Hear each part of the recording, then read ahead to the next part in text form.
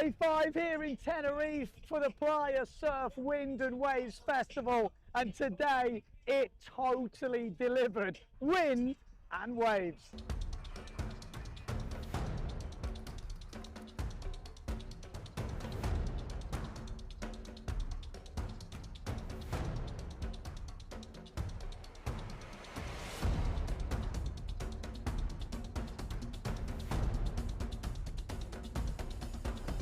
In the Pro Men, we got all the way down to the quarter-finals with actually no major upsets, just some super close heats and some amazing sailing.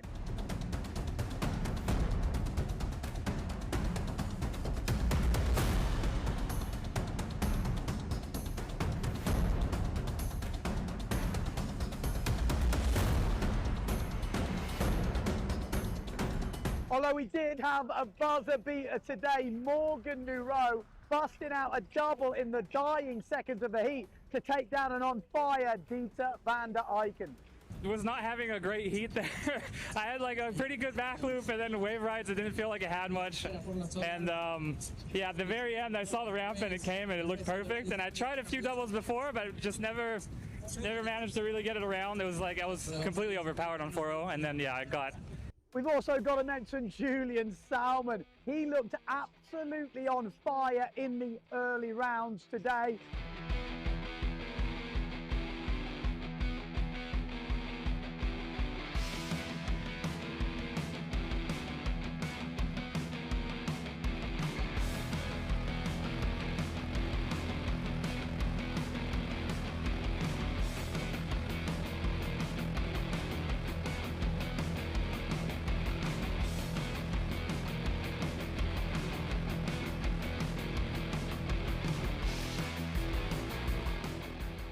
And then Marino Gill, another standout. He actually got knocked out early by Liam Donkerbeck, had to come back through the reportage, pulled off an epic push forward to seal the heat.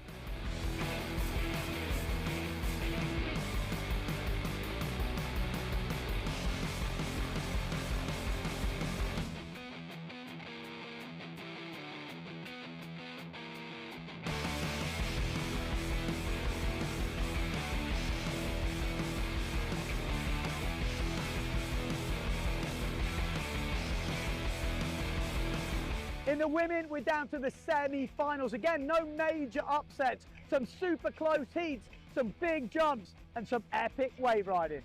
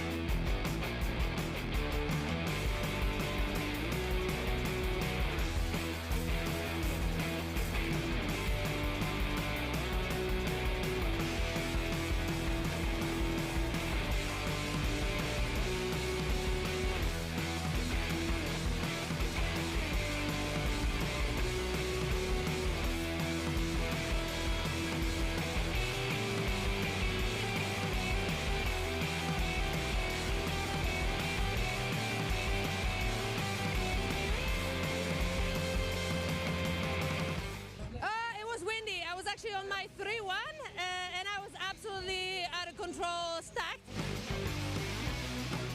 Yes, it's incredible. I can't believe it. I'm so happy. I was struggling so much with the jumps, and so I just went for the waves. In the end, I was like, whatever. And I can't believe I've won. It's incredible. But we did have two final results today in the under-18s boys. We had Peter Gobisch from Germany with some amazing wave riding today, taking out favourite Javi Escribano, pushing him into second place. And in third place, it was Yannick Gonzalez. And then in the Pro Juniors under-21s category, an on-fire Carlos Kiefer Quintana actually dislocated his shoulder, but carried on sailing today. An amazing performance for him with some big doubles. Second place, Anton Richter from Germany with a very solid performance. And in third, it was Greek rider Mustafa Poulis, who was looking very good as well. So that is it for day 5. You're going to have to join us for day 6. I think all the finals are going to go down tomorrow. The forecast is for 55 knots of wind, bigger waves. All of it is going to go down tomorrow. Join us on the live stream.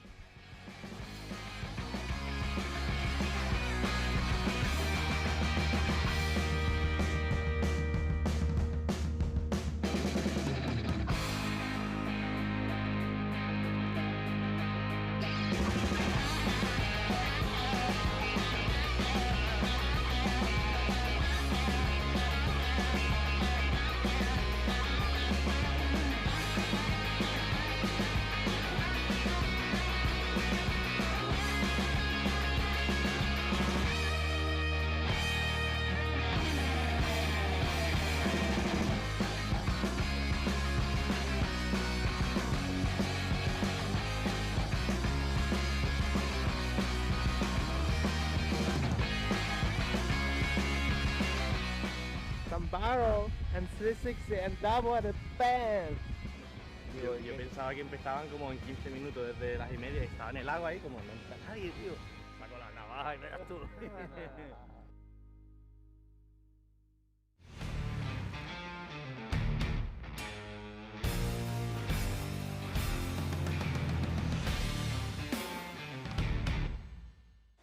Welcome back to the Wind and Waves Festival. If there ever was a Wind and Waves Festival that got the right name, it's definitely this one.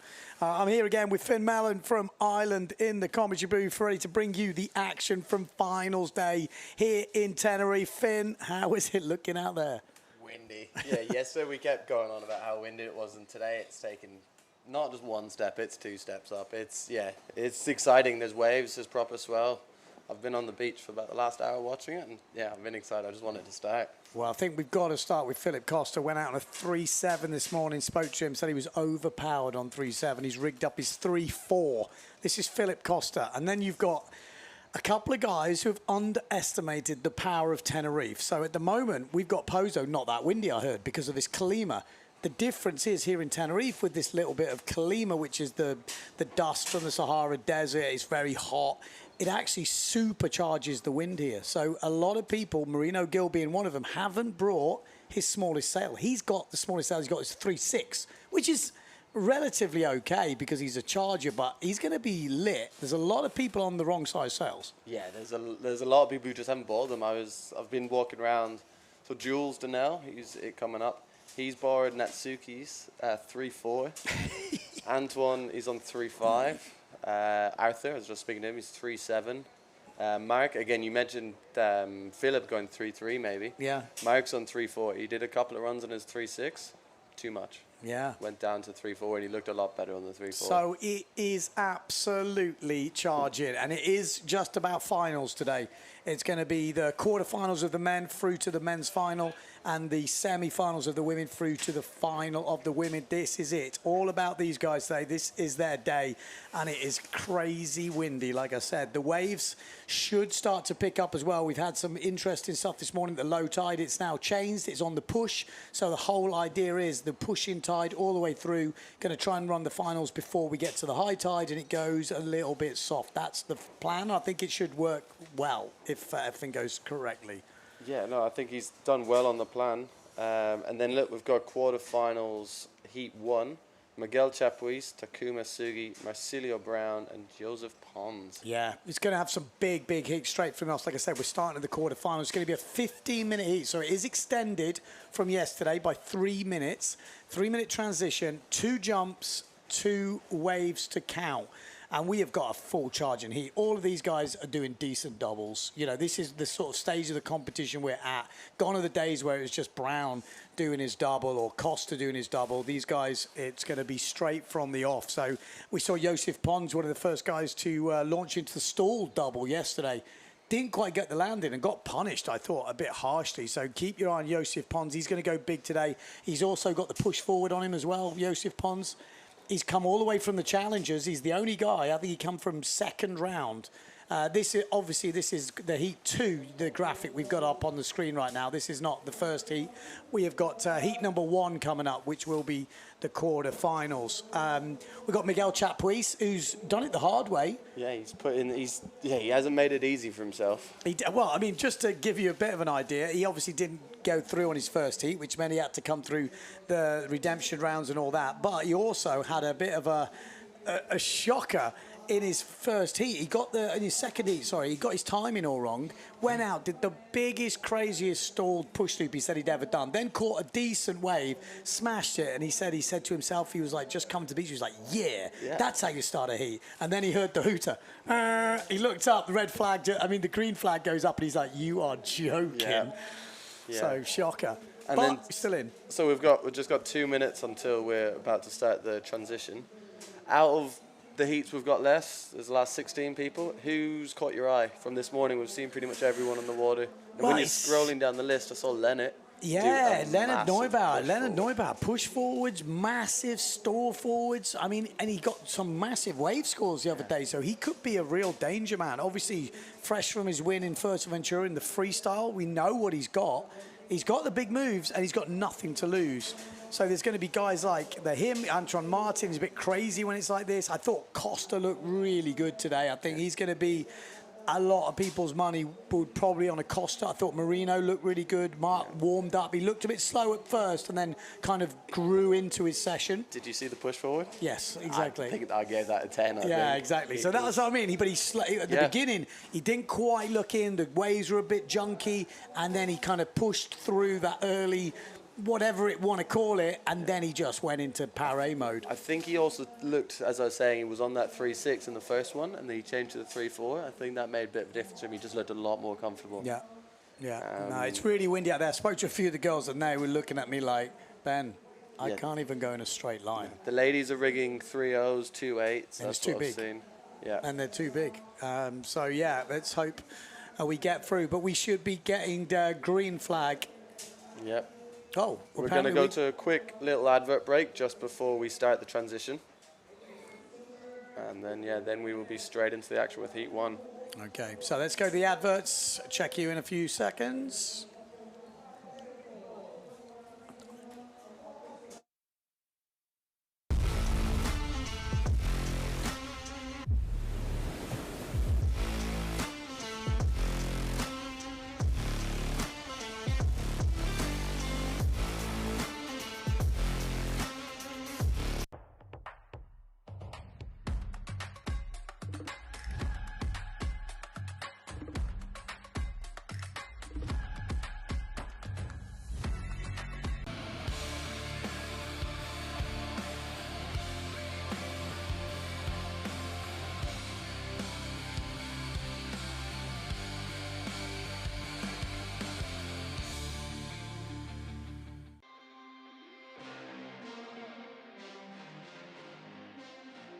I really love the Dragon because it has a great maneuverability, power and wind range.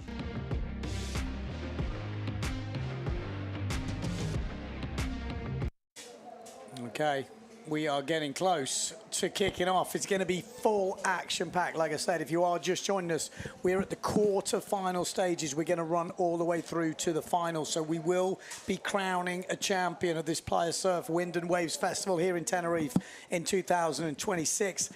Finn Mallon, who's your money on? I think he's done it 2 years in a row, 3 years in a row. Can he do it, Mark? I would love to see Mark. He's one of my best friends. I would love to see Mark do it. But again, it's up to play for.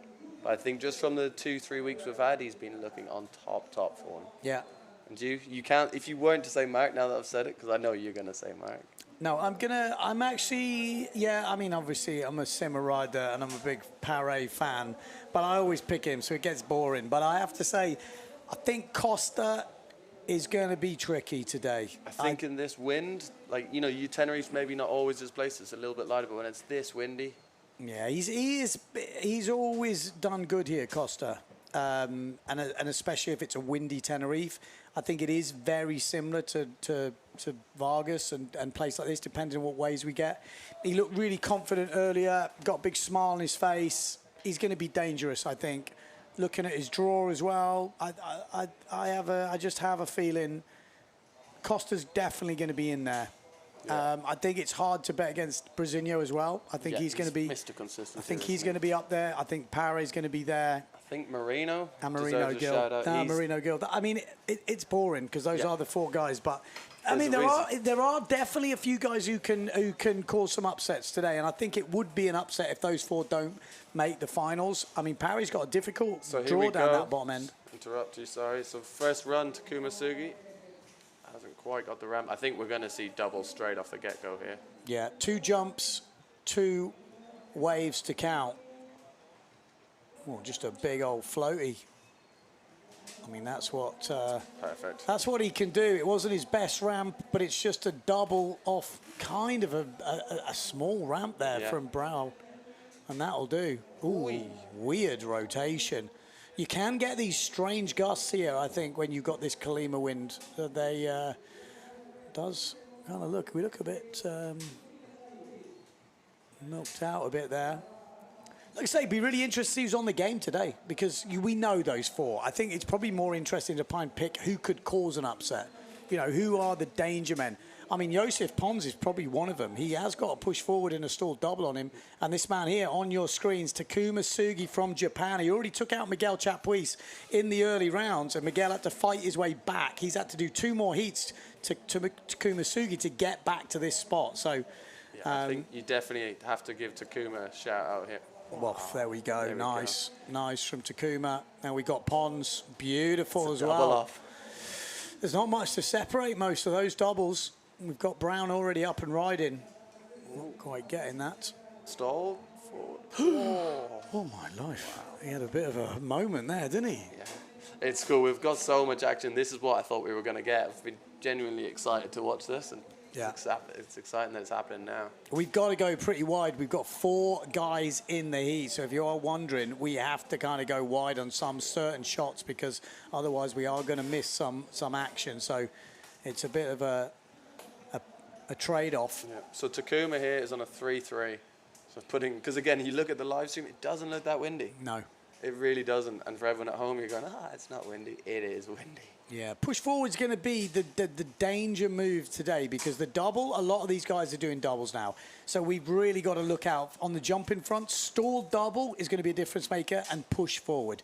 Those really will be the difference makers. And then obviously the waves. Yeah. We've seen some big wave scores and I'm hoping we're going to see bigger ones today. Yeah, I think as you say, that the standard regular double is just going to be, the bare minimum. Yeah. For these if you haven't got one of them, you ain't going through. I mean, you have to have that. That's almost like the low scorer. I think now, and as I look down the bracket, everyone's got the doubles. Yeah. So that's it. The difference will be the push forward, the stall double. And how quickly you find that ramp to get it in the pocket. You know, you want it on your scorecard already. You don't want to be hunting for it. Oh, here we go. Joseph Pons. Oh, I thought he was going to do it. I thought I would have put money on stalled.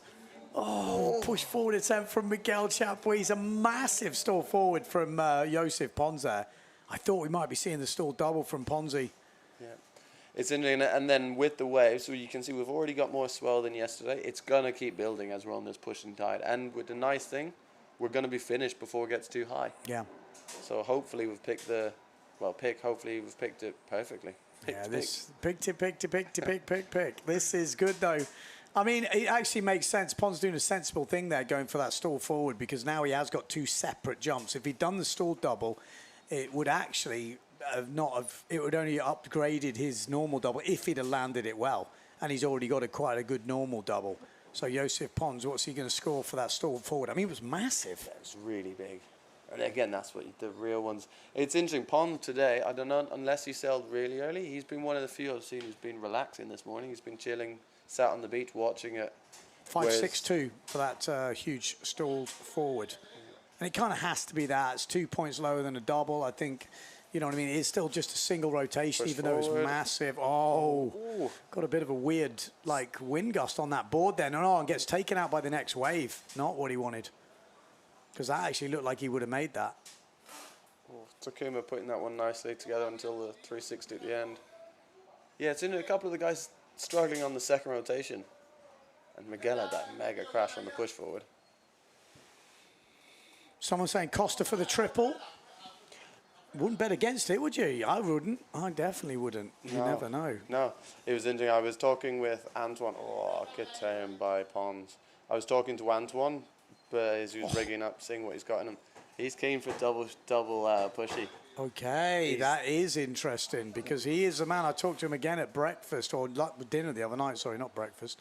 And he was saying he wants to get back on it. I'm like, man, you're getting older. You gotta push, dude. Come on. Yeah. And again, we were just saying, I love it. You know, someone. At the moment, it seems like people are just trying to perfect the stall double and the doubles. Need someone to push the sport. It's him. It's him. Yeah, I'm calling it now. You're right. That is 100%. After what he said the other day, now we got the conditions. Joseph Pons putting in a 4 on that last wave. I thought he might actually throw a few more points at that. Good turn. There we go. Marsilio Brown.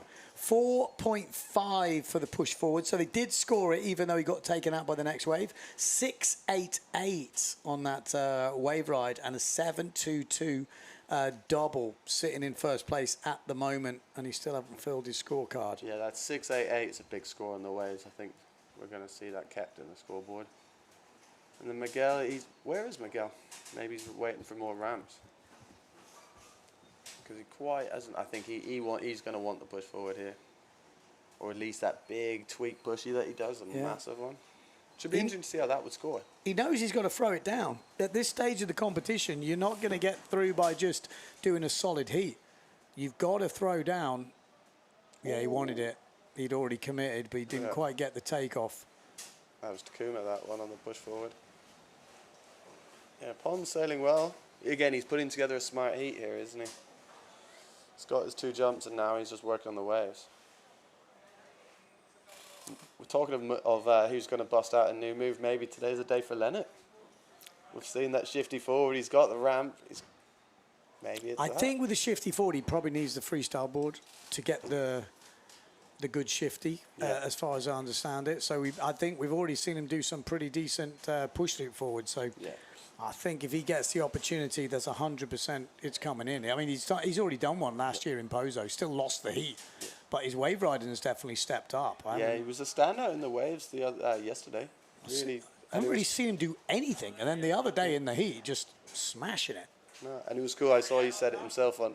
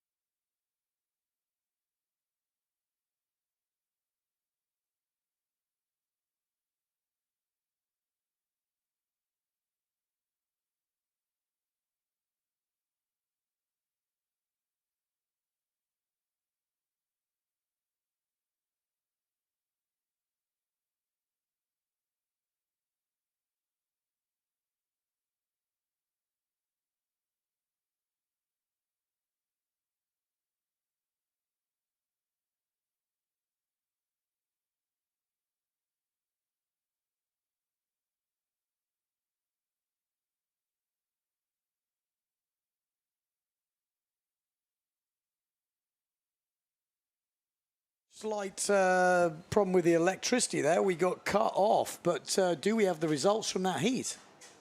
So we've got 30 seconds left.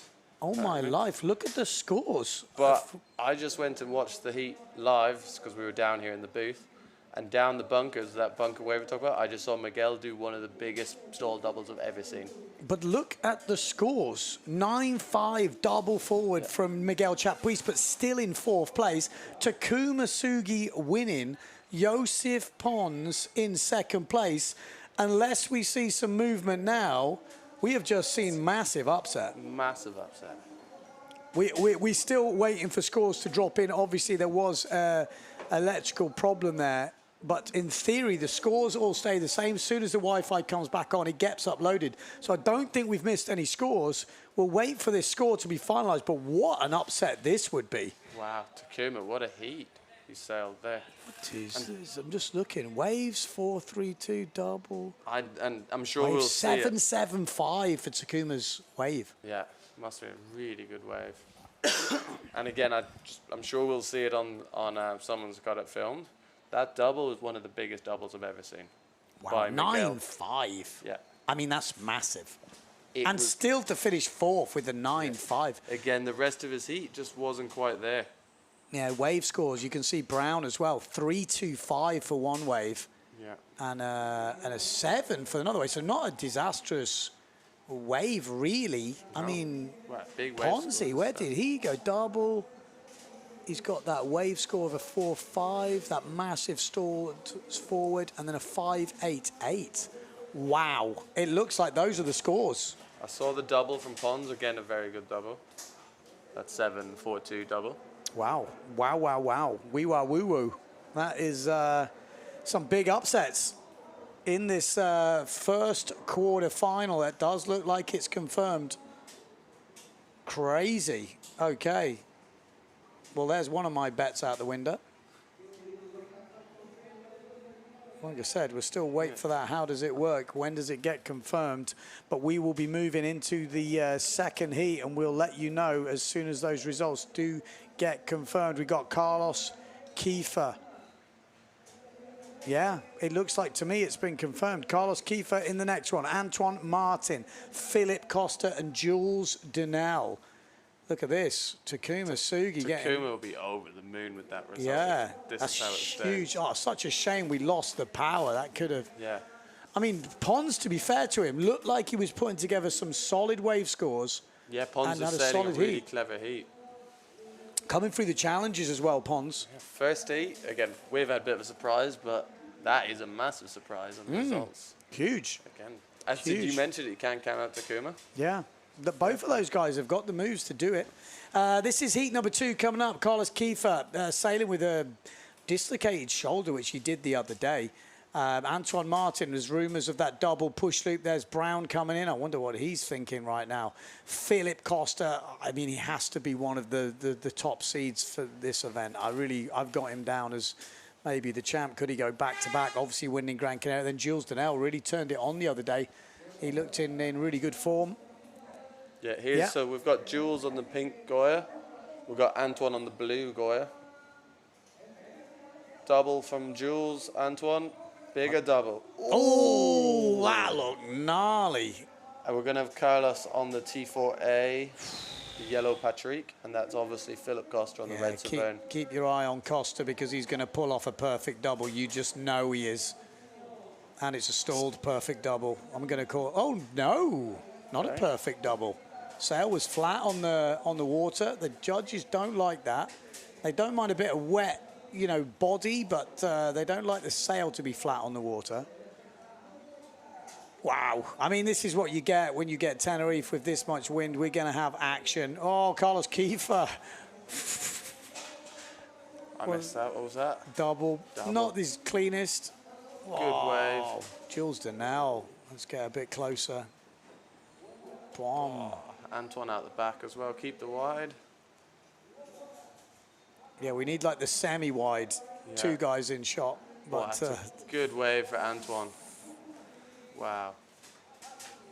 who'd want to be a judge today? So tricky, isn't it? It comes down to such small margins sometimes between a good wave and a great wave, Philip lining up here.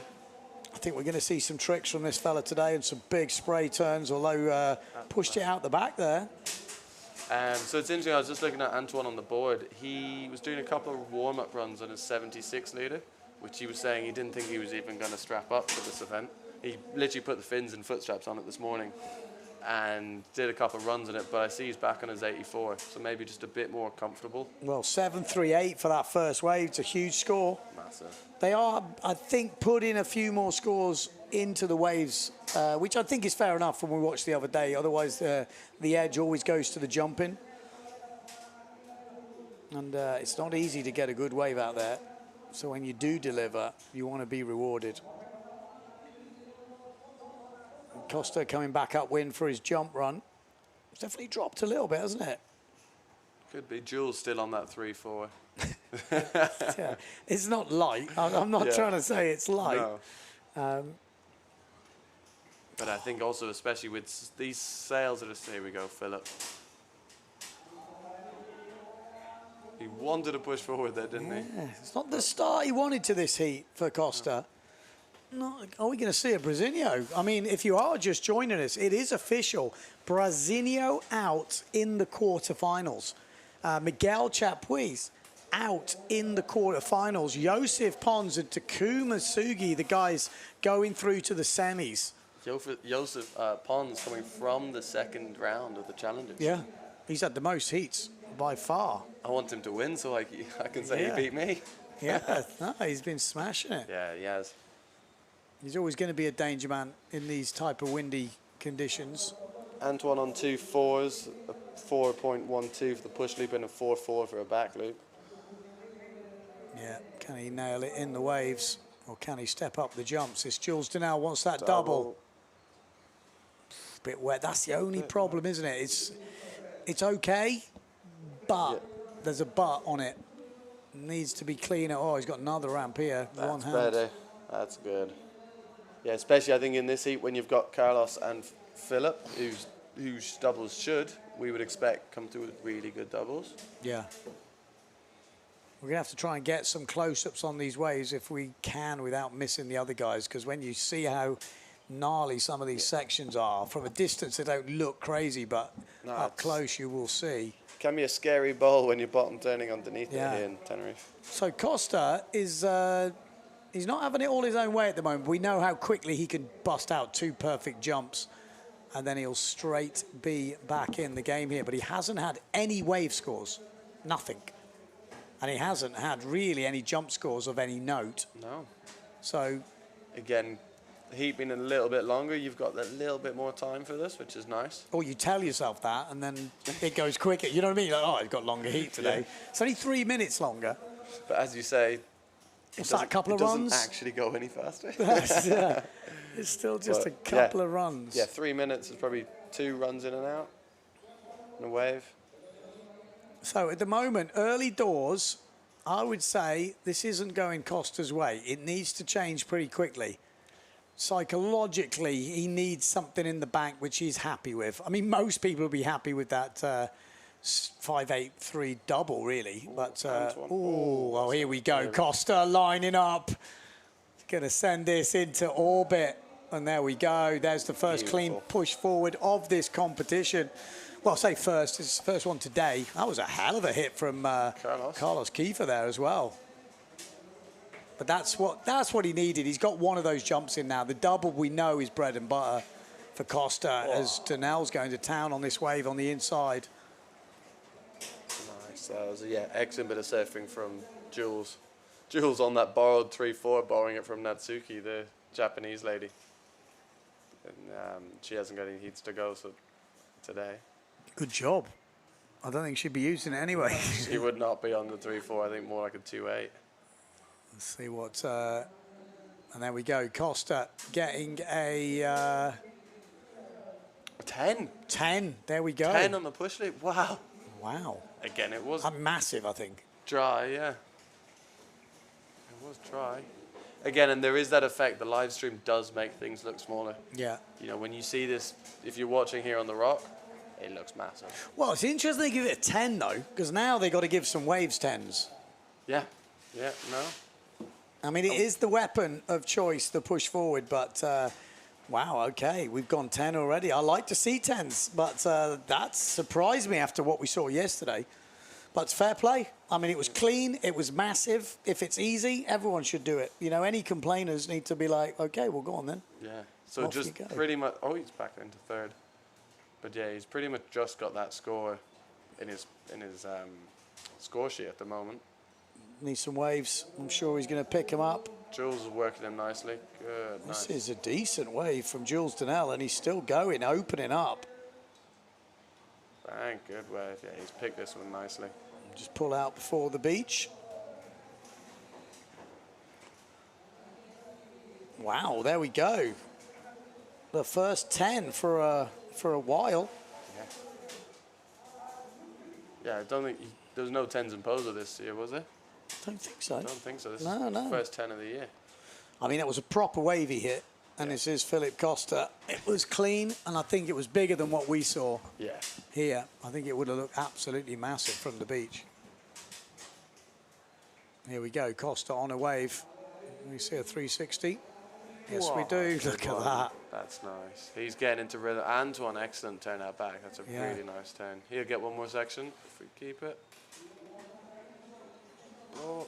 It's, you do get that thing here in Tenerife, although it can be howling windy, still where the wave is, it's still not as windy. You do definitely, between your jump run and your wave run, you definitely lose a couple of knots. It's like the first bottom turn so overpowered on the bottom turn, and then on the inside, it's already gone. Yeah. So, and then it's that fine line of, do you want to be slightly overpowered jumping, so then you've got power on the wave ride, or slightly under wave riding, so you've got power enough for the jump. Yeah.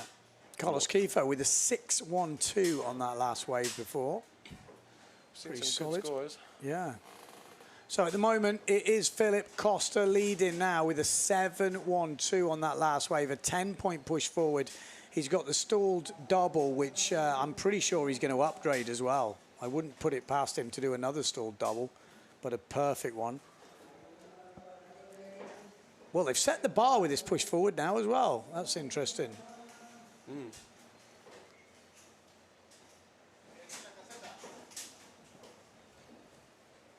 Oh, he's good wave for Philip here.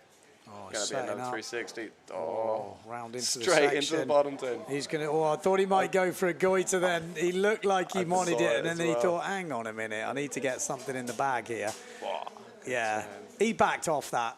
Yeah. I think any other day he's going for it, but he wanted 2 in the bag. He's now got 2 in the bag, and now you'll see. Yeah, I did think he was. It looked like he wanted that goiter straight out of it. It was pretty smooth, but 360 straight into bottom turn. Yeah, it'd be interesting to see how they're scoring. Again, what's going in? Are we going to see 8s and 9s in the waves today? Pretty good. Well, I think we'll have to. If they've upped the scores now, we're seeing 10-point push forwards, 7-8-8 for that last wave from Costa. Yeah. And that could have been a 10 if he'd have nailed the goiter after that.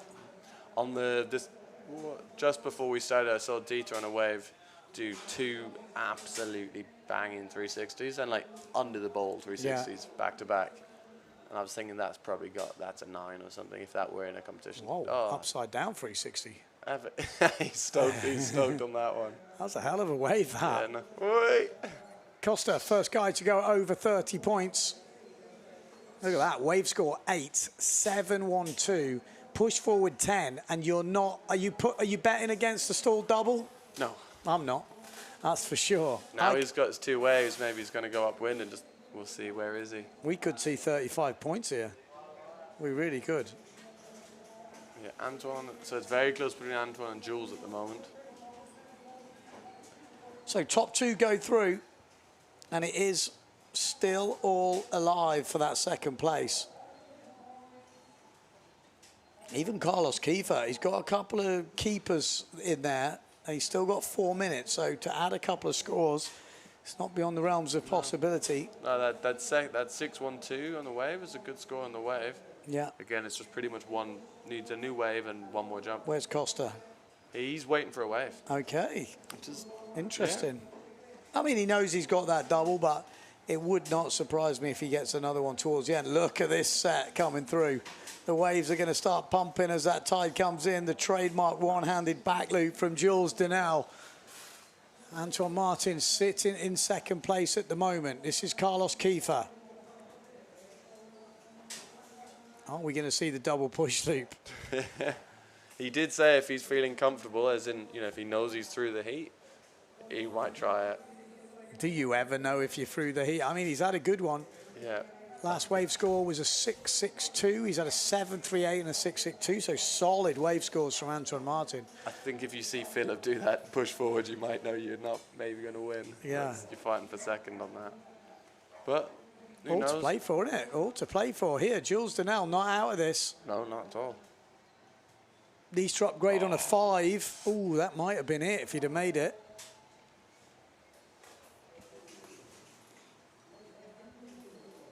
2 minutes 30 on the clock. We're into finals day here in Tenerife for the Playa Surf Wind and Waves Festival. I see someone's asking what size was Philip on.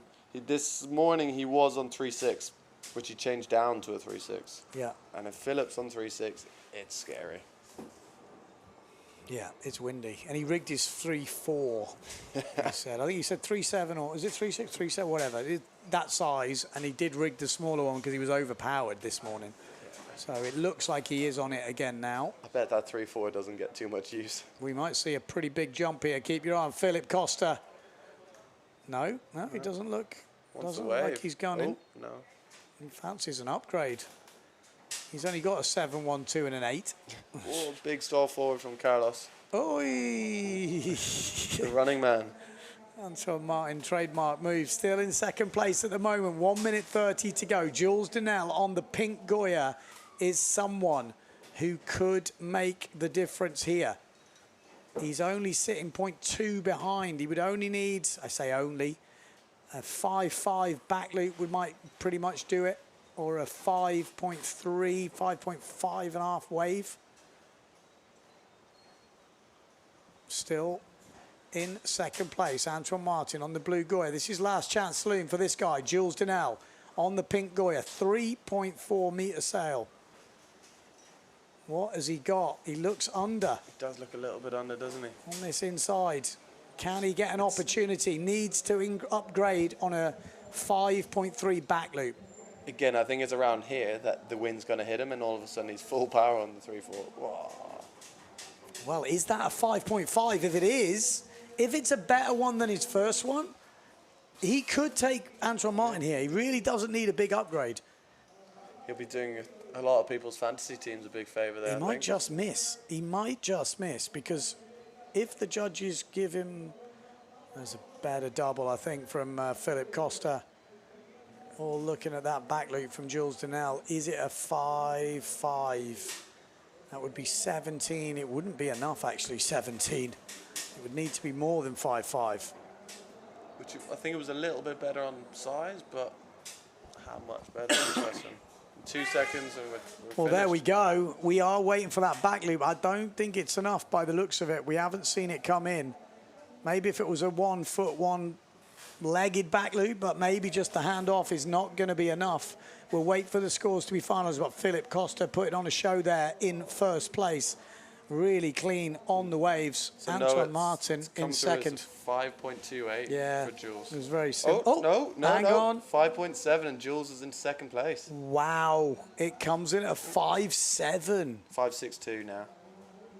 But still enough. It needs to be more than a 5.55 or something like that. Close. My life. We might have just seen a pretty much last-minute buzzer beater there. Yeah, so he wins Jules on 23.24, Antoine 23.17. Oh my God, look at that. Wow, Jules Donnell. He's still there, isn't he? He hasn't gone away just yet. It looks like Jules Donnell has got himself into the semi-finals here.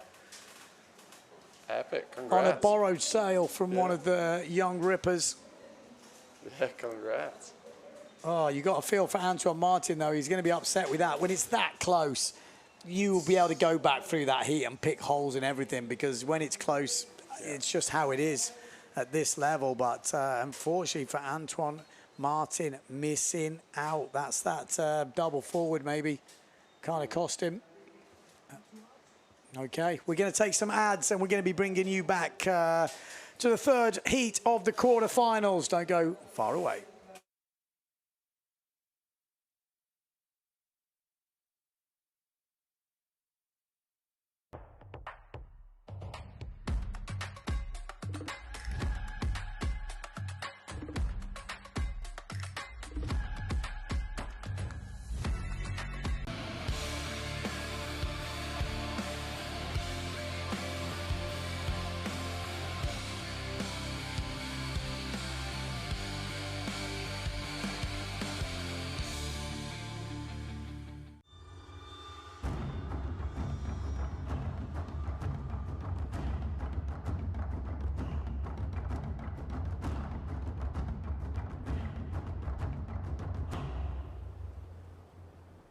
it.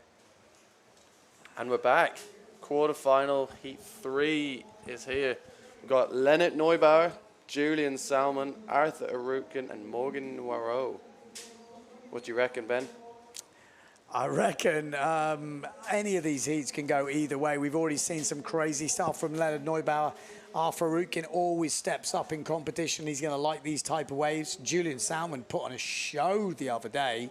And like I say, Morgan Noirot is the guy who bust out the forward in the dying seconds to take down Dieter van der Eycken, who was looking in incredible form. Yeah, that double, I think it was like a 7-4 from Morgan yesterday. Really good double score. Right when he needed it. But here we go. This is Julian Salmon. Is not having the double going to hurt him? Bang. Starts off with a pretty meaty stall forward. Let's see the landing there. That white sail kind of disappears, doesn't it? Arthur with the stall forward, double from Morgan. And then Gets Leonard. it. What's he got? Morgan's been putting the work in on port tack, and sometimes, ooh, hello, got a bit of a buck swing there. Couldn't get the power in, and then couldn't get the rotation on that push forward. It would have been so crazy to see him land that on his first run. Nearly the perfect first run for Leonard Neubauer there, but not quite happening. Had the ramp, just missed it. And that's the thing with those big moves. Yeah, it's interesting. We were just discussing on the advert break of the one-footed, one-hand backy. You don't see it too much anymore, but maybe Julian can bring that, because I know he's got it in the locker for sure. And it makes it. I remember Jager used to do them back in the day and get real big scores for them. 100%. So maybe he's going to replace the double with one of those. Yeah. Did Julian Salmon crash that first forward? He must have, because he's just done another one. Yeah. That was probably even bigger. But just a straight rotation, you know, it's not a double like we're seeing from Leonard Neubauer, who's just thrown it down. Good height on that from Leonard. We're already seeing Morgan Noirot really come out the block swinging here. Wait for those scores to drop in, but Morgan Noirot with that first double, and then the backy, he's already got his jumps in, and now he's got 13 minutes to upgrade and to get wave riding. Yeah, it'd be interesting. Julian yesterday on the waves looked absolutely on fire. So today with even more wave, let's see what he's got. Yeah. He is very dialed into this wave. Yeah. Got a very active back foot. Likes to get the back of the board cleanly through. I think Leonard this morning was on a 3.6 from, his sail 3.6. I think he looks like he's probably still on the same sail. That double forward from Leonard Neubauer, 7.62. Great advantage if you've got that double in nice and early. I mean, if he could get a push forward as well, wow. Really good. He would be start. sitting in a very good position. You wouldn't put it past him. Here That's he goes. He's That's got it, surely. Oh, he gets stuck. No. Oh, just got stuck on the sail there. He makes it round, but just the sail cling filmed itself to the water. And it looked like, all intents and purposes, that was going to be all over. Whoa, what was that from Arthur Arukin? Like corkscrewed. A cheese roll. Yeah. Wow. What a show the boys are putting on today at this Tenerife World Cup Wind and Waves Festival. It really has delivered this year. And this is the finals of the Pro Men and Pro Women today. We're into the quarterfinals, heat number 3 at the moment.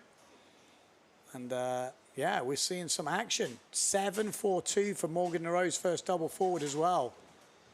Like I said, he has been putting the work in. 4-4-5 for his back loop. So he's got some pretty solid scores. Now he can work on the waves as Julian Salmon goes down on that goiter attempt. So that double from Morgan's, again, just pretty much a replica of yesterday's score. Morgan going down the bunker, we're going to see a jump. No.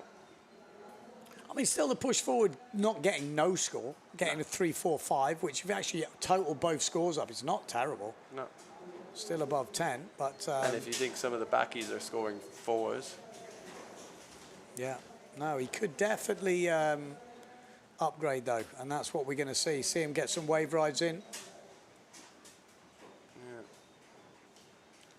Yeah, so pretty good solid heat from Morgan on just those two scores going together, the 7-7 and the pushy. Oh, Julian, not quite happening on those last two waves for Julian. So we've got pretty much because at the start of the heat we had such a flurry, didn't we? of waves. Yeah, do you think, I mean, the way Salmon was sailing the other day, he looked so confident landing everything, and now it's not quite going his way. A bit windier, different conditions. It's going to hurt his confidence a little bit, maybe. But, ooh, nice floaty back like that. Good turn from Leonard as well. Nice. I mean, it's so difficult how you can judge 4 guys on a wave. It's so difficult, isn't it, when they're all going to town. Oh, Morgan's going down the bunker on that right-hand side. Look at him. He loves that ramp down there. Oh, in the end, it's just a backy. But that is the ramp we have to keep an eye on. I think we're going to see quite a few of the big boys launching into some big stuff down there. Nice. So loose off that tail, isn't he? Just. And it's cool how he just kicks it around, like gets that extra little extension out of it. Leonard Neubauer in the lead. 9 minutes 30 on the clock. He's got a wave 5.25 and a 3.12. Who's got the best waves at the moment? Well, it's Leonard. Yeah, it's cool to see, isn't it? Well, maybe it's a bit scary to see. Yeah. Leonard breaking this much into the wave scene. Well, when you see how talented he is at freestyle, I mean, as soon as he puts the energy into waves, he's going to improve very quickly. And also, he has been putting the time into the waves. Like in Cape Town, he's spending a lot of time in the waves, spending all the time in Pozo. Yeah. So we can't say that he's not doing it, and it's showing. Yeah, 100%. He's been putting the work in, and it is paying off. Could we see Leonard Neubauer? When was the last Greek rider in the top 8 in the waves?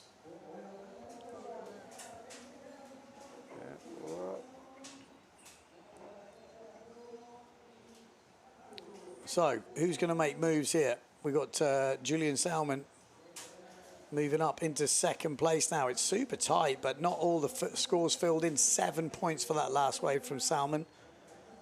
4.25 and a 7. And Faroukin now. Wants to replace a 0.5 in the wave, so just pretty much just get a sort of decent wave score in. I think it's got building on it as well. Well, there's a section. Make it.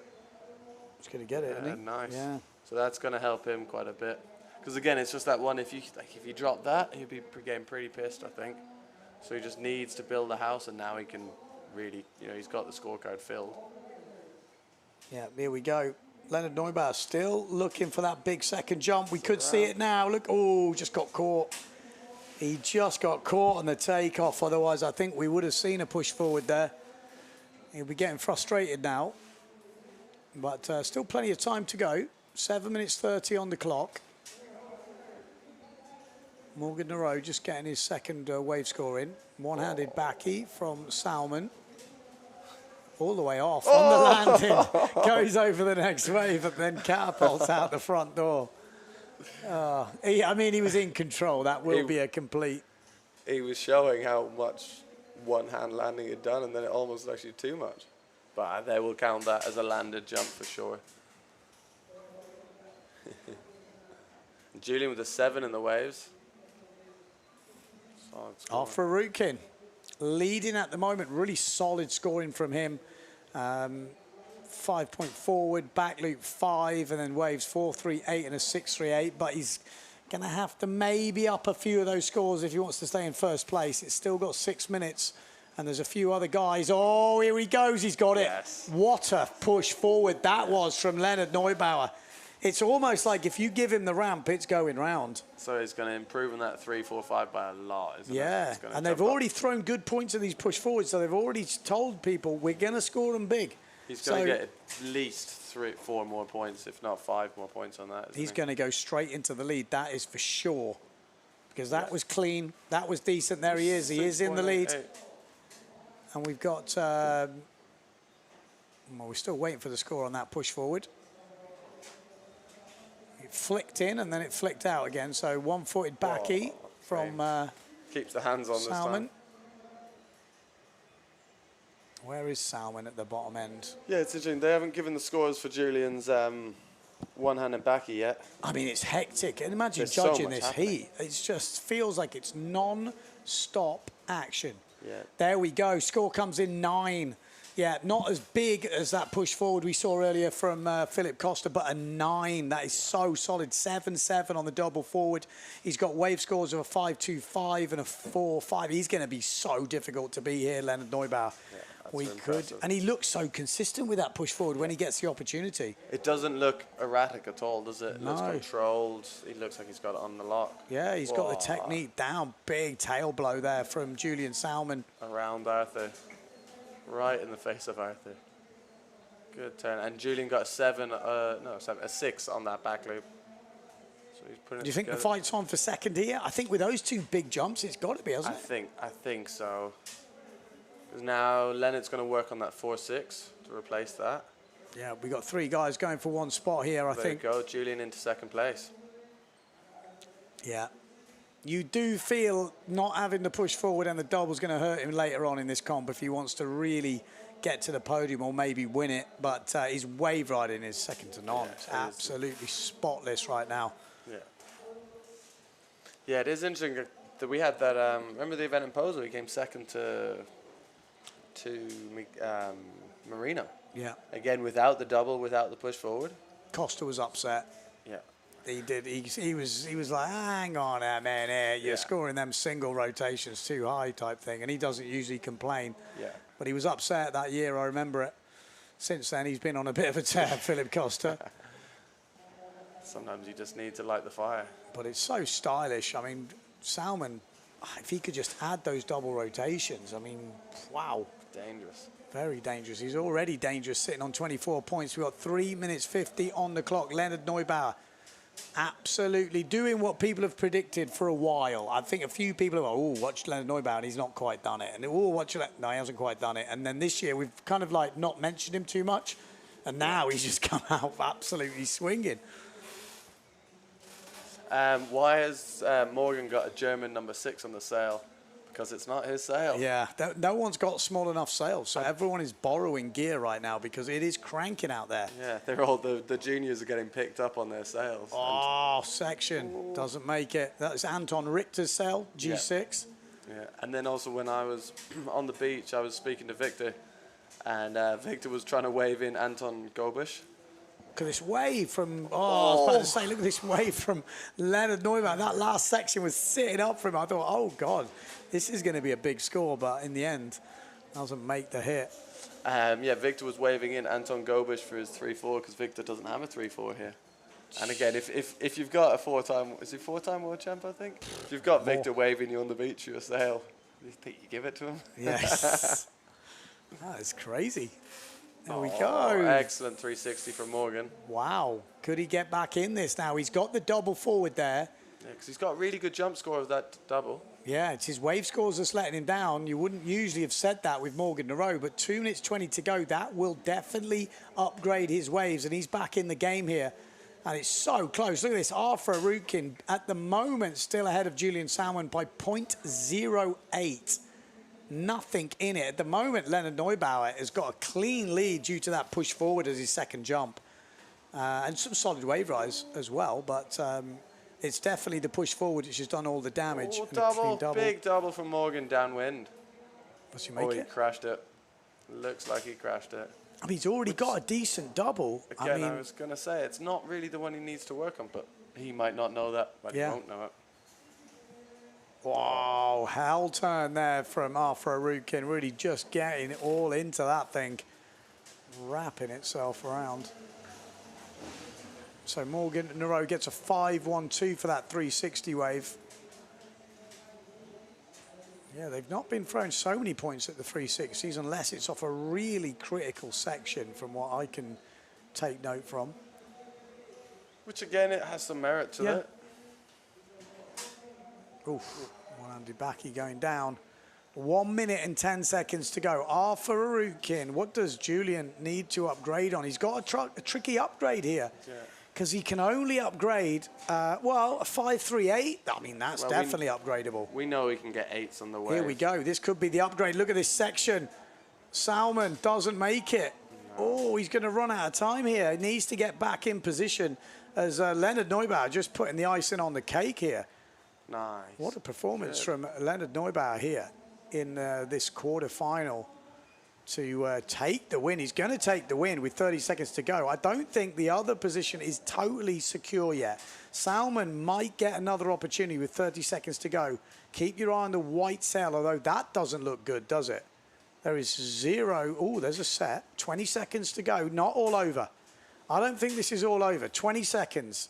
Let's have a look at that white sail. They have checked on this swell line. Morgan Nareau is going to get an opportunity.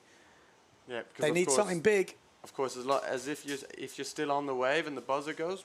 Do you need to ride it though? Do you need to make attention? Morgan definitely. Yeah. So you need to, not Julian. Keep your count. eyes on Morgan. Where are we going, boys? Morgan, where is he? He's down. He's down. Okay. So it's not going to count. It's not going to happen. Wow. Well, there we go. Are we seeing upset after upset? I mean, are these upsets? At this stage, we're seeing different conditions, we're seeing different waves, and we're seeing other riders step up. Arthur Arukin sneaking ahead of Julian Salmon there, just putting a really solid throwdown. I mean, the double forward will be the difference maker, really. If we look at both of their scores, that was the difference maker. And Leonard Neubauer, he was the standout in that heat with his jumping prowess there. 7.78, I think it is, for that double forward, and a 9, a clean 9 for that push loop forward. Had 3 or 4 attempts at it, nailed it in the end. There we go. Yeah, that is. I think, especially after yesterday's showing from Julian on the waves, people would have been like pipping him to take the seat out. So that is a surprise for him.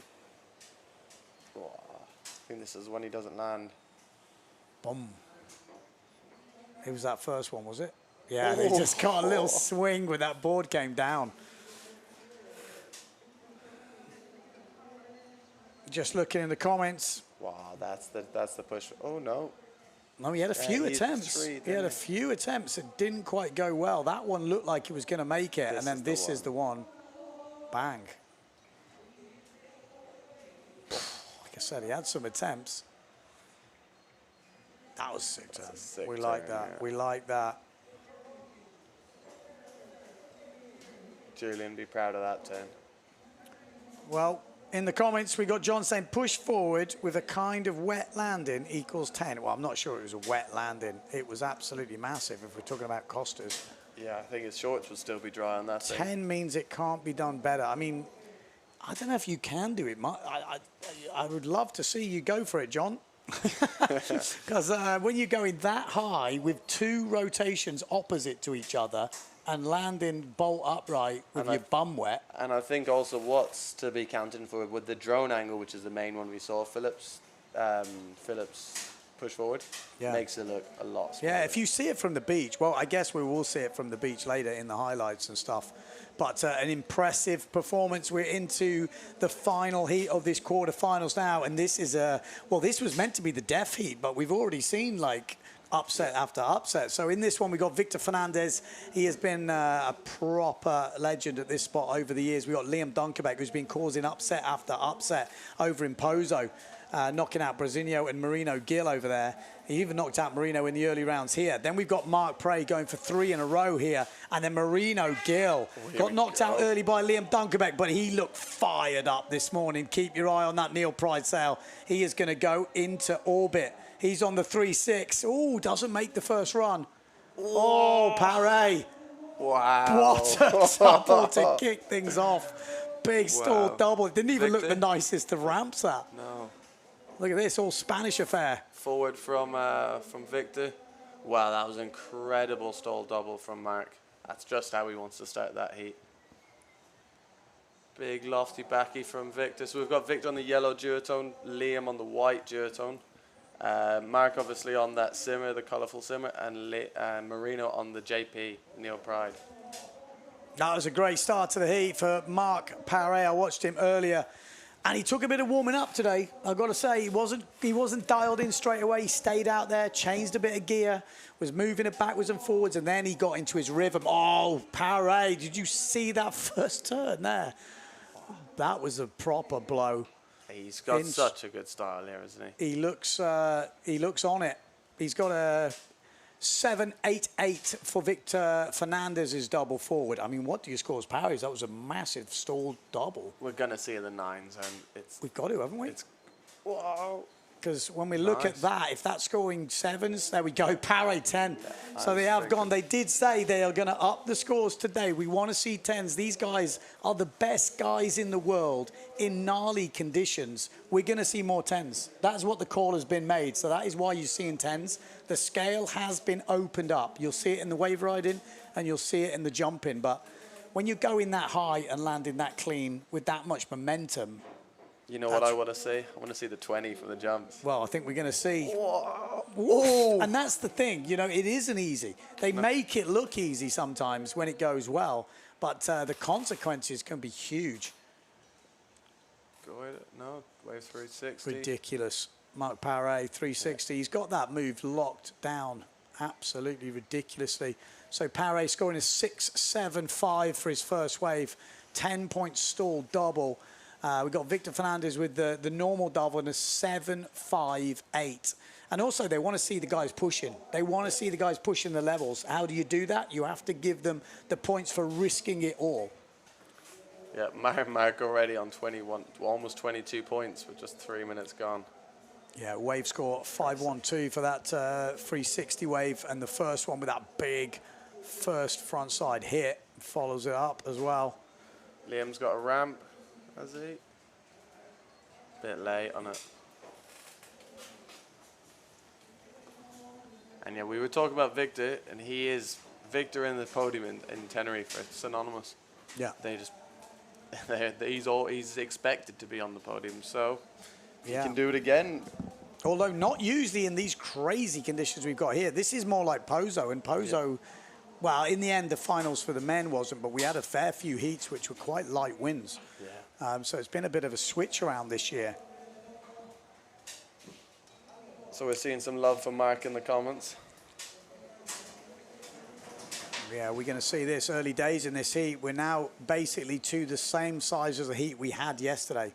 So that was kind of the extra 3 minutes, and we've already seen some crazy action unfolding.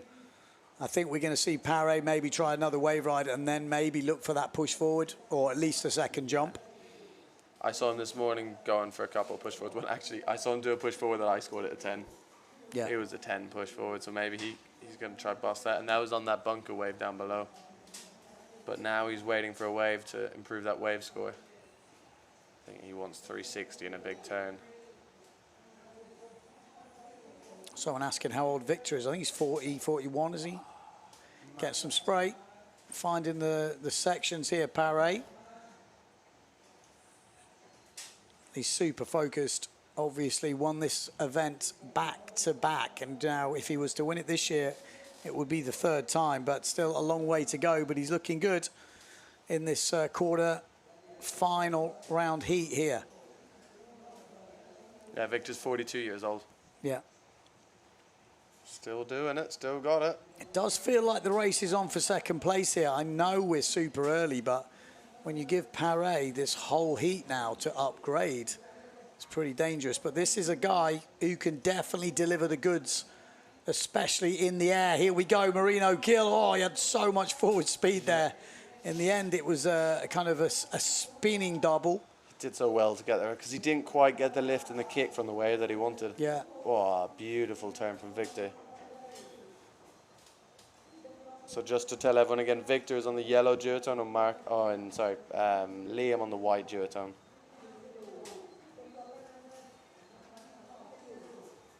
I believe it's a 3.7 for Victor. Yeah. I'm also glad to see they have stretched the scale a little bit. I mean, like I said, these are the best guys in the world in the craziest of conditions. So if these guys are not doing 10s, no one's doing 10s. You know, this is a 10. I mean, there's no two ways about it. Same with that push forward from Costa. What can you do that's better? Like, it doesn't get better. No. These are the best of the best. Yeah, they are the best jumpers in the world. There isn't. Yeah, delivering. Absolutely delivering. They don't deliver like this every heat. So when they deliver, I think it's good to reward it. And I think we need to see the wave rides as well, because there is something in that as well. Interesting. Mark changing sail. We'll stay on the same board, but change the sail. Maybe going bigger? Could be, yeah. Push forward bigger? Could be. Maybe needs a bit more juice for the push forward. He's got his wave rides in. Yeah. Could be chaining down. Could this be. morning he looked better when he changed onto that 3-4. Okay, good point. From the 3-6, he went to 3-4 and he looked a lot better. Just look at Pare's waves though. 7.50 and then a 6.75. He's gone smaller, I think. It looks smaller. 4-0. Okay, maybe bigger. Yeah, it's a 4-0. Whatever it is, he's obviously pretty good there. Can he go straight out, push? Oh, look at this wave from Liam Dunkerbeck. Victor. Ooh! Ay, ay, ay. The foot stayed in, didn't it? That looked gnarly, man. That looked proper gnarly. Because he tried... Wow. Oh, Victor Fernandez. Oh, Liam. Oh, Liam. Liam. Sorry. You're right. Got the Red Bull logo on it. That was a beauty, wasn't it? Real airtime on that thing. Into the flats. Yeah, floating through the section. And here the beach go like, ooh, crowd went a bit wild there. So I think we saw that from the back. I think from the front it could have looked even better. Super good projection on it. I'm glad Mark's still in one piece after that because he went for the one-footed backy, or one-legged backy, and it looked like the just let go and the other foot stayed in. Could have gone very wrong. 7.88 for that last wave from Liam Dunkerbeck. He's been putting the work in on the waves and it's definitely paying off. He's still got to find a second solid score as well. Yeah, Marino Gill. We know Marino wants to push forward. He can't find that wave, can he? He's hunting for it. He just hasn't been given the opportunity yet. We know if he's given the opportunity, he's going to go into absolute orbit. But at the moment, it's really hurting. This is good from Pare. No, it's not. No. It looked like a good ramp, but he kind of lost the pressure. He actually goes round in the end. So he will. Most normal people in the world would be probably happy with that push forward. So he is going to improve his score. Nice from Victor. Mark is going to improve on that 0.5 back loop score. It's impressive. He's on 24.7 without a second jump. That is crazy, in fact. Yeah. He's doing a Dieter van Dijken. There you go. 3.95 on that push loop. Yeah, he's looking good for a massive upgrade. 6:20 on the clock. Marino Gill is getting frustrated here. He looked so good in the warm-ups. Every time he went out, he got a massive ramp. Yeah. It was like somebody was giving him a ramp every time. I was like, man, he looks in, in form. Everything's going for him. In this heat, he can't buy one. He can't buy a ramp on the way out, and he'll be getting frustrated now. And then you try and push even harder, but that's nice. One-handed goiter. Can he get something else on the end of it? Yeah, he's going to get round. Oh, that's unfortunate for Marino. Doesn't give a good overall impression, that. So at the moment, the battle we're looking at really is between Victor and Liam at the moment, isn't it, for that second place? I mean, those top four I talked about, it's all out the window, isn't it? Yeah. Yeah.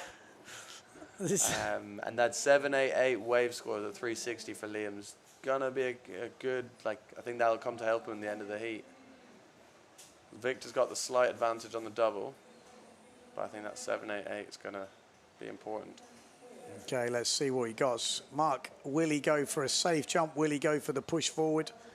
I mean, he knows he hasn't really got a safe second jump yet, which you might see a one-handed back loop, although it wasn't that safe before. Oh, he's got a ramp, though. Nah, it's too late. If he gets over it, you're going to get one more? No, no kicker. Going to get a ramp here. This looks perfect. Push. Whoa, double kick. Oh, doesn't quite get the landing. He's down.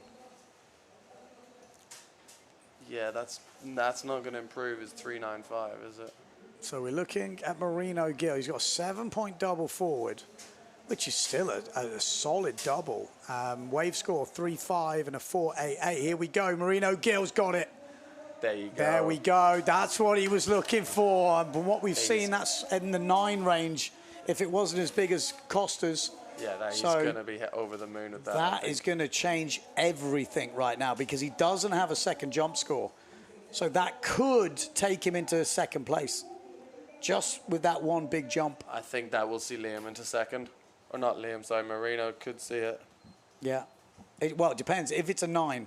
If it's a 9, he's straight into second place. Makes it interesting. Then it's a three-person battle. Mark just trying to get the safe second jump. It starts to become unsafe after a while. There we go. Marino Gill, 10 points for that push forward. We're seeing a lot of 10s. Yeah. Again, don't have a problem with it really, because they are the pinnacle of our sport. They've been around for a long time. Like I first started trying push forwards, I mean, it was a long time ago now. It wasn't far off 20 years. You know, it's a long time. I do, I think for those it's important to give them 10 when they're done that well. I do like, I'm not sure if we still have it, I don't think we do, but the rule of where, you know, brand new move, say someone does the triple or whatever, that's next level. Yeah. It goes above it. I liked that because, let's just say Matt did a triple, you can't give it a 10. But I do think these I'll tell you what, have a look at the scores though, because Liam Dunkerbeck is not out of this yet. He's actually just gone up into second place. When he locks in that second wave score, he's got a back loop 5.58 and a 5.5 on the wave. So it's definitely not all over. It's going to give an advantage to Marino Gill, but he still needs to find some waves, Gill. Paré looking solid. No, I say he's looking solid. Marino Gill has just locked in a 6.62. He's actually taken the lead off Paré. Wow. Due to that, obviously, that push forward. Yeah, he's had like a 2 minutes heat, hasn't he? In that he's fully changed his heat round in those 2 minutes. So, what does that do to everything else? I mean, it looks like they're going to need some sort of second jump scores, though, these guys. I'm sure. Can they do it on the waves? I'm not so sure, not with the way it's looking. I mean, they've upped the scale, but the waves are still not. We're not seeing any 10s, have we? No. So it definitely still advantage to the jumping now again, which is a shame. Like it's going, I'm going, I don't know which way to go in my head. Yeah, I quite like it, but it's definitely rewarding the jumping. I'm trying to think, what would I like to see as a 10 in the waves? What would you like? I think maybe a 10 is a 360 attacker and a turn. Maybe that's a 10, because I think that's fully attainable. Yeah. But again, it just depends on the wave, doesn't it? It depends on how late it is. Depends on, like, it's a momentary thing, a jump like that, whereas a wave is, there's lots going on. So I think there's different parameters. I think they are going to have a ratio times on the wave at some point behind the scenes happening, just to make it even. Yeah, like I would say the 788 from Liam, that 1 360 is fair, as it was one maneuver. Mum. Look at this, it will make a difference as well, because Paré, if he finishes second here, will move him to the other side of the draw. So, you know, it's not as clear as winning and second both go through. There is a difference. One goes to one side of the draw and the other goes to the other. Yeah, whoever comes second in this heat is going to face Arthur, Takuma, and Philip. And whoever finishes first is going to go against Pons, Jules Danell, and Leonard. I mean, well, we'll only wait and see. Look down that bottom end at the bunker. Paré with a one-footed back loop. That actually might... That will improve his score. Yeah, that actually before, might put him into first place. He hasn't really had a half-decent second jump with 20 seconds to go. It's definitely Marino Gill and Marc Paré going through to the next round. But who is going to finish in first and who is going to finish in second? I have a feeling we might see Paré move up into first place when that back loop drops in. Yeah, I think you could be right here. And Mark's then on a wave. Is he going to get... No, he won't get it. It's gone away from him. And there we go. Marc Paré does move up into first place just by the narrowest of margins. Improving on that back loop score with adding a 0.5 to it. So 4.5 coming in. Which heat would you rather be in? First semi-final or second semi-final?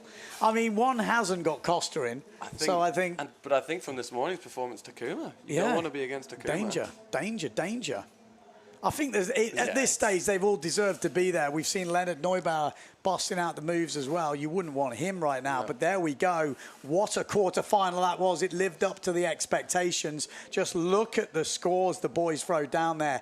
All riders above 24 points. Crazy stuff. But in the end, it is Marc Paré that wins it. Marino Gill in second. Liam Dunkerbeck and Victor Fernandez will be out. We're going to take a quick ad break and we'll be back to bring you the women's semi-finals. Yes, heading into women's.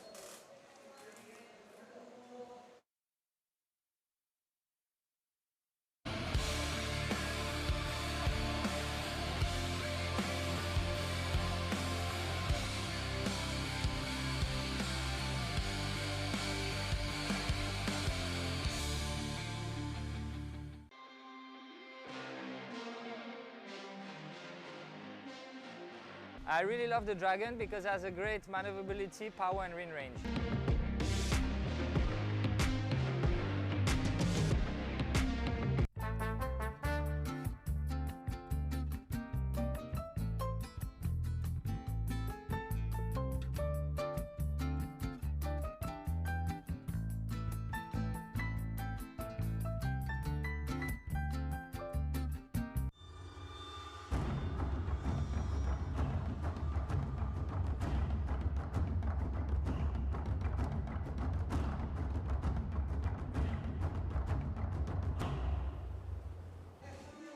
Okay, here we go. That if you did miss that heat, which was here's the highlights of it. Double forward from Liam Dunkerbeck at the beginning. Wow, look at that from Marino. That went wrong right from the start. There's plenty of highlights in this heat. Oh, Jesus. That could have gone so wrong, couldn't it? Oy, oy, oy, oy, oy. There was a moment there he could have got stuck The on. foot stayed in the whole way around. Usually it comes out, but wow. That second jump was kind of hurting Mark for a while, wasn't it? He wasn't quite getting it. That's textbook. Yeah, you can say what you want. We are seeing more 10s. Is it a good thing? Is it a bad thing? Let us know in the comments. They've definitely pushed the scale. I mean, these are the best guys in the world, in the best conditions in the world for jumping. So in theory, we're seeing the best of the best. If they're not 10s, no one's scoring 10s. Here we go, straight in, women's semi-finals. Justina Schnatty going against Alexia Kiefer, Solda Greek in this, Maria Behrings. A lot of the girls I spoke to this morning were almost like, I don't even know if I could sail in a straight line. Alexia Kiefer saying she didn't bring her smallest sail because she just never needed it here. No, Solda Greek also didn't bring her smallest sail. She's borrowing a 3-3 from Dita. Wow, 3-3, Which it's again, still it's pretty big. Still big. There's like Jules is on a 3-4. I saw Pauline Katz earlier on a 2-5. She said, I can't sail a straight line. 2-5. Again, at least she's brought the right size sails. I think Maria Behrens on a 3-0, I believe. So yeah, Solda Greek starting off with that mini stall forward, 4-6-5. Justina with a 4 on the forward, and Maria Behrens 3-2-5 on the forward. So advantage Sol. Alexia, I don't think Alexia got a jump in on that first run. So sail-wise, we're looking at this as Solda Greek on the green Severn, Justina's on the white north, and Maria Behrens on the duotone, the yellow duotone, and Alexia's on the Patrick, the yellow sail.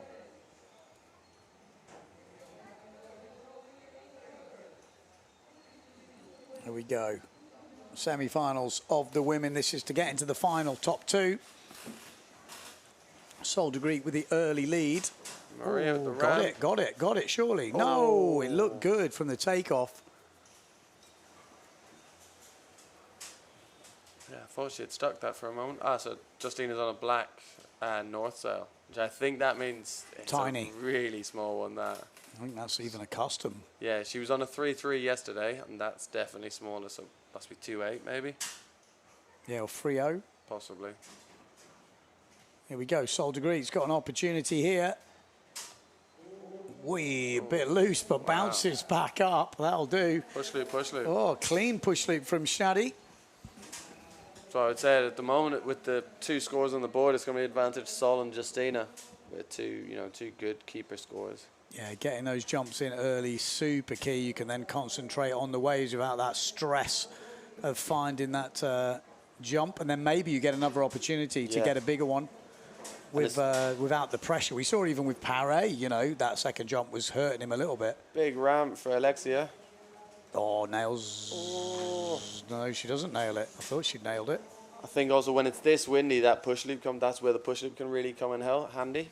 It's easier to land than the backy when it's this windy, isn't it? Yeah, it's done already. When you've got the technique, like anything, I guess, it's all about technique. Shadi takes her lead 4-6-5 on that clean push loop. Solda Greek with her landed, losing about a point and a little bit there with 3-5.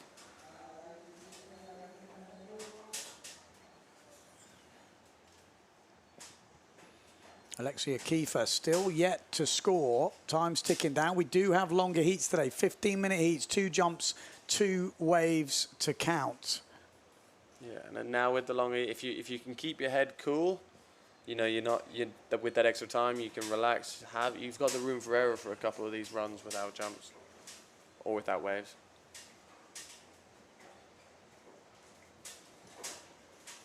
Comments are saying Sol for the double. Never know. You never know. You never know. 11 minutes on the clock. Alexia needs to find that jump. Not finding it at the moment. She's losing time on the waves here. Nice turn from Maria. I think it was just the one turn. She's going to get another score. Yeah, those jumps can happen quickly, but sometimes they can take a while to find the right ramps.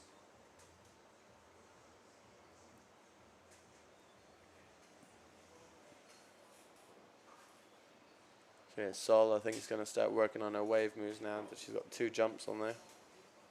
Oh, good hit from Justina. That looked decent, didn't it? Yeah.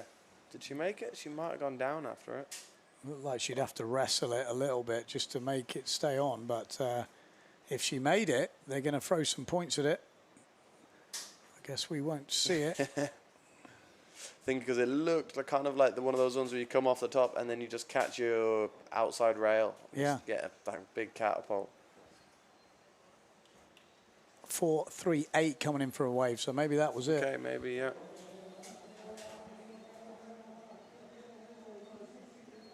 Okay, back loop from Shaddy. Better. Good, yeah. Decent. She's having a solid heat here, Justina Shaddy. Yeah, she's been sailing well this contest. She's putting it together in all the heats. Yeah, I think she likes it here. It does suit her style. Yeah.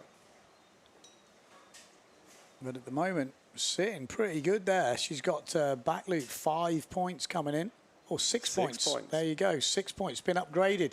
And that was a solid back loop. She's got that push loop 4.65 in. She's got decent wave scores. She's going to be tricky here. Looks like she's not saying she's booked her place in the final, but she's gone a long way to it already.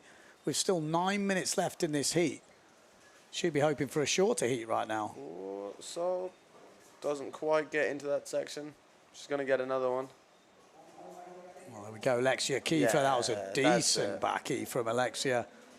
Yeah, it's a great landing, that one. She'll be happy. When you look at her wave score already, a 6.5. So definitely someone who's going to be coming back very strongly here, Alexia Kiefer Quintana on the T4A yellow sail. Keep your eye on her.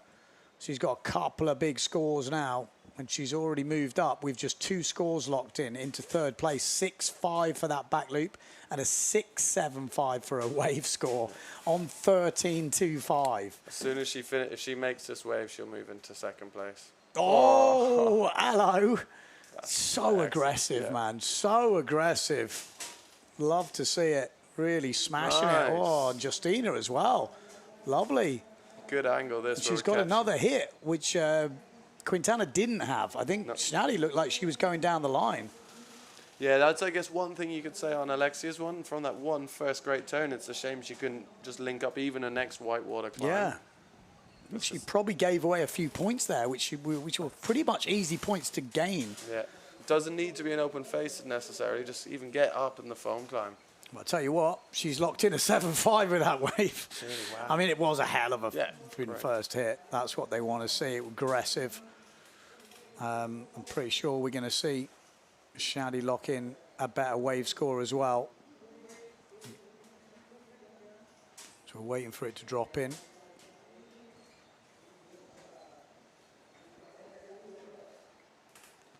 So we've just got the text Masters, Junior Girls and Pro Juniors released. It's just about the pros today. There we go, wave dropping in at 5.5 for Shaddy, moves her up to 20.53, so actually not in the lead, but if you look at the score from Alexia Kiefer, she hasn't even got the jump in yet, her 2nd jump. Sailing a great heat.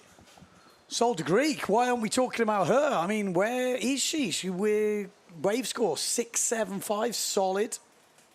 This is all to play for. Yeah, if Sol gets one more, like, you know, another backup good wave, then it's battling in that second place. Yeah, all to play for Or even here first. in this women's semi-final to get into the final. 2 riders will make it through. I think Alexia wants that forward. Yeah, it's not her favourite move, the forward, but she usually likes to just get in that little spin loop. She's not one to go crazy. She usually comes and changes down, but she hasn't got that option here. I was going to say not the favourite move, and then today it's definitely not an easy one. No, but she does it every time. It's just something that you always feel it's not something she loves to do. And here we go, Alexia Kiefer trying to get that second jump score in. Just needs a little kicker. Oh, she's going to get a big kicker. But she's already got a decent back loop. It's a bit of waste of energy there for Alexia Kiefer. If she could learn that stall forward, it would just help her absolutely massively. Oh, Shadi at the end of a, looked like pretty decent turn there when you come up from that angle. Sol de Greek getting smashed. Yeah, decent sized wave, but I'm not sure that's going to be a score. Justina working it. Well, she's got a 4.38 to upgrade on. If she does upgrade, the likelihood is she would take first place off Alexia Kiefer, but Alexia Kiefer has yet to score a second jump. 5 minutes 20 on the clock. Yeah, Alexia going for a wave right here. Good bottom turn. Oh, no, we missed that. She's gone down, unfortunately. Yeah, it was looking like she's bottom turning into a big section. But again, as you say, she needs the jump. Doesn't need a wave ride. The jump will do wonders. Yeah. Doesn't even need to be much. Even a crash would actually be, the way they score crashes. 0.5 extra. It would. In this heat when it's so close, a 0.5 is going to make a big difference. Yeah. Oh, look at this from Sol de Greek. This looks like a bomber. Nice. One more. Quite find the connection she was looking for, I think, there. Oh, time is ticking down. Maria, nice open face curve, and one more. Around the section again. Maria flows well on the waves, doesn't she? Yeah. Like she's getting the most turns in that open face flowing. Always through keeping speed. We've got... whereas then I think sometimes you see Alexia that's got like that one turn, just the big power turn on the one. If you could put the two together, then you're getting the elusive 10 that we've been talking about. Yeah, 100%. Alexia Kiefer was headed out there. She might have done a forward. We don't know. She is down that bottom end. She's a long way down. She's way below the bunker. Maybe she fancies it down there. Sol de Greek is the one we really need to see here because she's the one who can make a move. There we go. Justina's wave score does drop in at 5.5 and she goes into the lead. So Justina advances ahead, but then Alexia is kind of... She improved her back loop. Oh, she did. No, she's got... well, she's improved a lot of things. Yes, forward and a back loop. So she did do a forward down that bottom end, and Alexia Kiefer sitting very pretty at the top here. And that, with 3 minutes to go, is going to be a very hard score to beat. Justina's trying to get back a few more points, but she's got to be careful of Sol de Greek. She's actually from Belgium. She's not Sol de Greek. But she's got a few points to make up here. Needs to make up 3 points, which is a chunk, isn't it? Yeah, and where are you going to get them? I don't know. It's basically a big wave score, and that's hard. She's got to be in the set. She's got to upgrade 2 scores, roughly, unless she gets something massive. Because that push loop could be improved. 3.5 is probably the easy one. It's like a couple of upgrades, though. It's not really just one. It's either one massive upgrade, which obviously will be harder, or a couple of mini upgrades, which obviously takes longer. Time is ticking down. 2 Maria's minutes. Got the ramp. 35. Will she get the back E? Yes. Oh, and she's going to get steamrolled by that next set. Oh my life, she's right in the section there. Yeah, it's tricky that one as well when it's a bit more upwind and you're having to sail, throw it further upwind. It's going to make it much trickier to land. That's a set and a half. She's got absolutely smashed there. Yeah.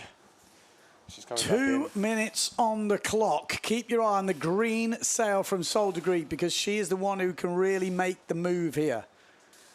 This is Maria Berens. I think she's got a lot to do. I mean, another jump from her would get her closer, but it really is about Sol de Greek getting some upgrades on that green and orange Severn sail.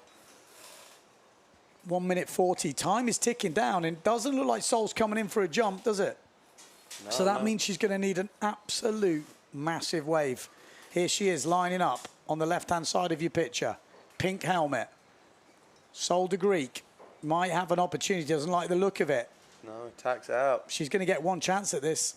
Yeah. She's going to get one chance with 1:20 to go. She's just trying to find what she's going to take. She is quite far up the... No, actually, she's in a good spot there. Yeah. Just looking where it is. But she's going to get one chance. And from that position, she's going to get the pick of the waves, whatever she wants. Yeah. But again, don't want to go too far out because you need to get your first wiggle in before the timer goes. I mean, Shadi could sit behind her and kind of take the wave. Yeah. You know, basically, it comes down to that. It looks like Alexia Kiefer will win or be second, depending on what Shadi does. But Sol de Greek... Good turn. Yeah. Justina's took that under Sol's nose. Yeah. And that had potential. It's got a wall on it. A third turn. I think Sol's quite high up the reef here. She's going to get a chance. Keep your eye on Sol de Greek. Don't lose her. 30 seconds to go. Left-hand side. There she is. This is the one who can make a difference. She can't find a wave. It's all over, and it will be Alexia Kiefer and Justina Shadi that go through to the next round. Here she go. This is Sol de Greek's chance. Can she pull out the Oh, goes for the air, fins out, but that won't be it. 15 seconds to go. It's not going to happen, is it? No, and I think we might even see Justina improve on that wave score. She's got 2 5.5s, and that one she mixed up together there could be an improvement in my book. Yeah, really, really solid heat from Justina Shadi there. She will take second place. And Alexia Kiefer just throwing down some huge turns.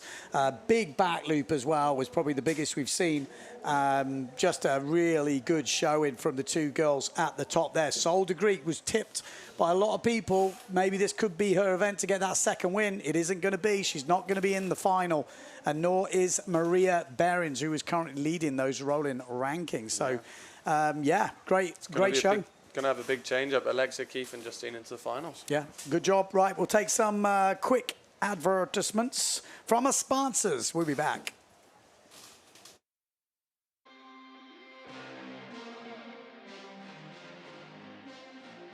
I really love the Dragon because it has a great maneuverability, power and wind range.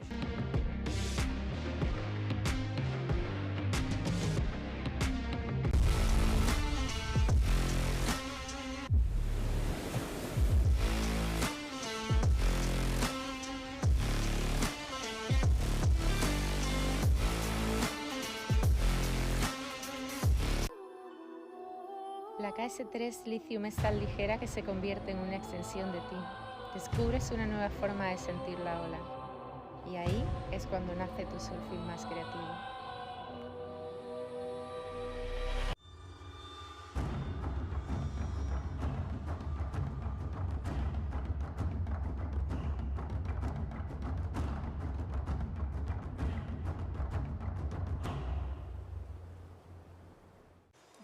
Okay, welcome back. We're on to the second semi-final. This is finals day here at the Playa Surf Wind and Waves Festival in Tenerife. We've got Pauline Katz in this, Sarah Keita Offringer, Lena Erpenstein and Marine Hunter. This is 4 riders. Oh, big push loop to kick things off. Who was that? Erpenstein? No, that's not in the heat. Oh. Yeah, neither of these two are in the heat. Wow, I was going to say, that was a decent push loop. I was going to say Marine on the Goya, but it's not. So neither of these two sailors are in the heat. We haven't started, that's why. Yes. We still got a bit of time to go. Calm down, everyone, calm down. If you have just joined us, you have missed some absolute...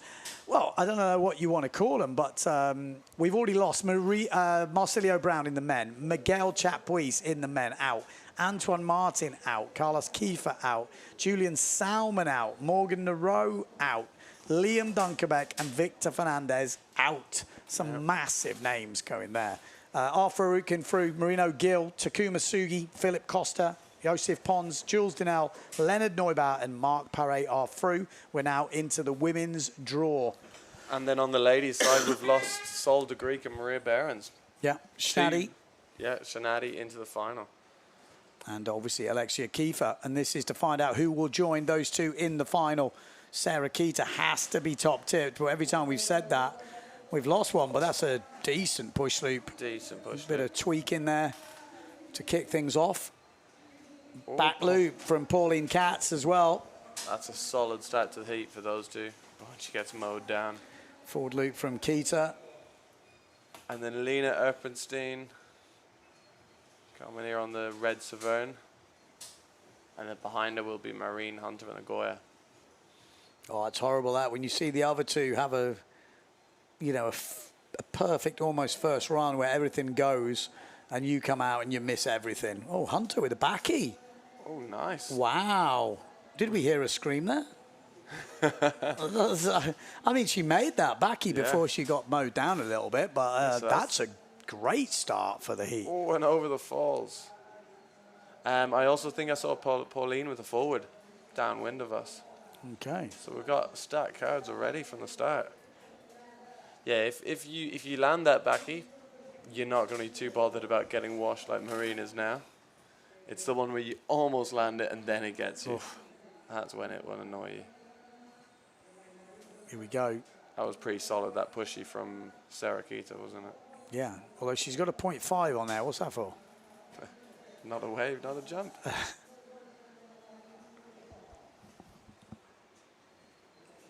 Oh, a big stall forward from Lena Erpenstein. That was epic. She's got some good style on those stall forwards. Yeah, she has got them down. There we go. Tweak to push loop coming in at a 7 for Sarah Keita offering her. Good turn by Pauline. Push loop from Erpenstein coming in at a 5. Got back loop from Hunter coming in at a 4. Good scores dropping. Do you think that's still the 2-6?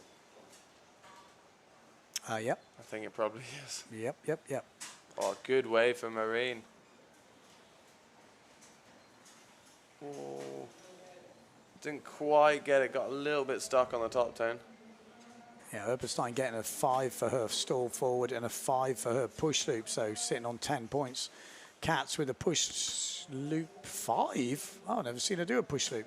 Oh, back loop. Sorry, back loop 5 and then a... Oh, epic turn by Lena.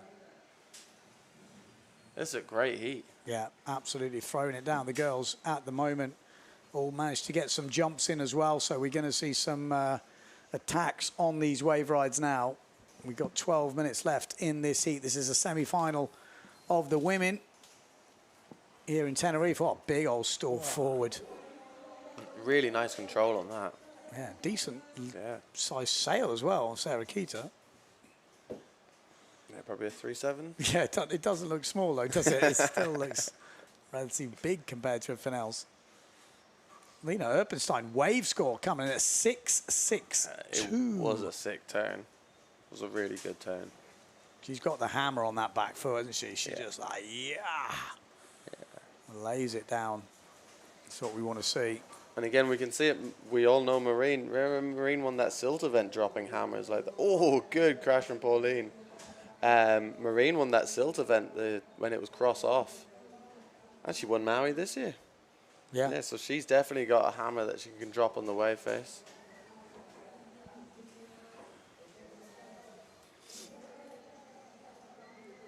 Yeah, some solid scores. That 7.25 is a really big score for the tweak pushy, isn't it? Deserved.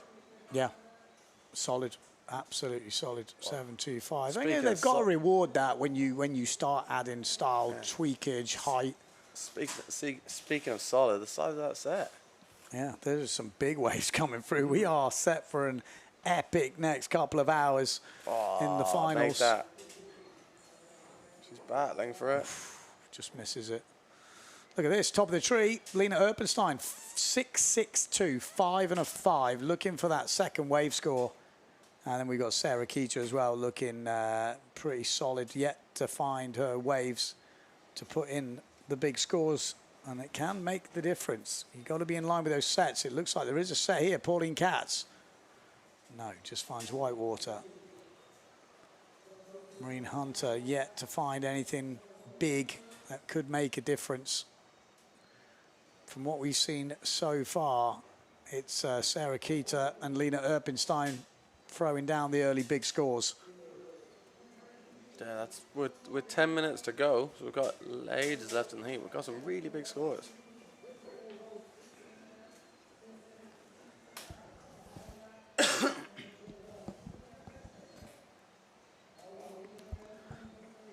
9:30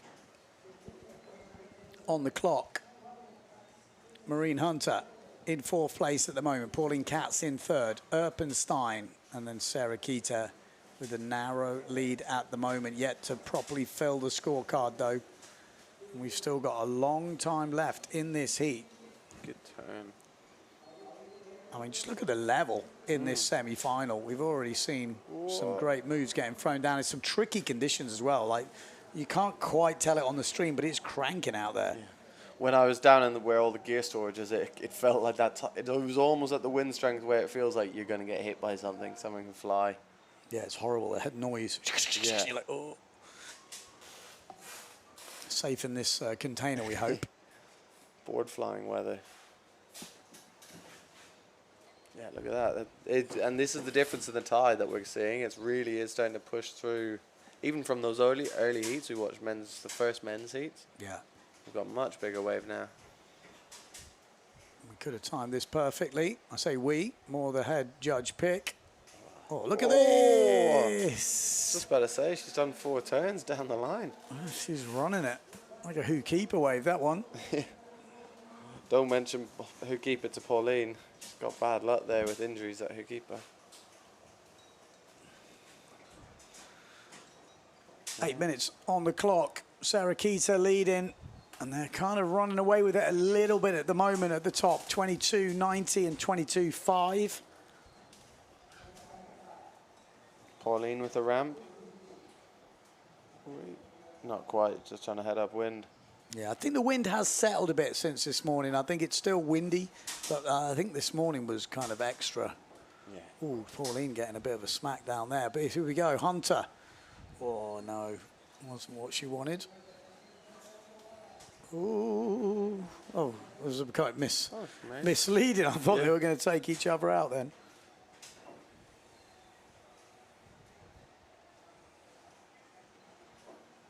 But 7 minutes to go.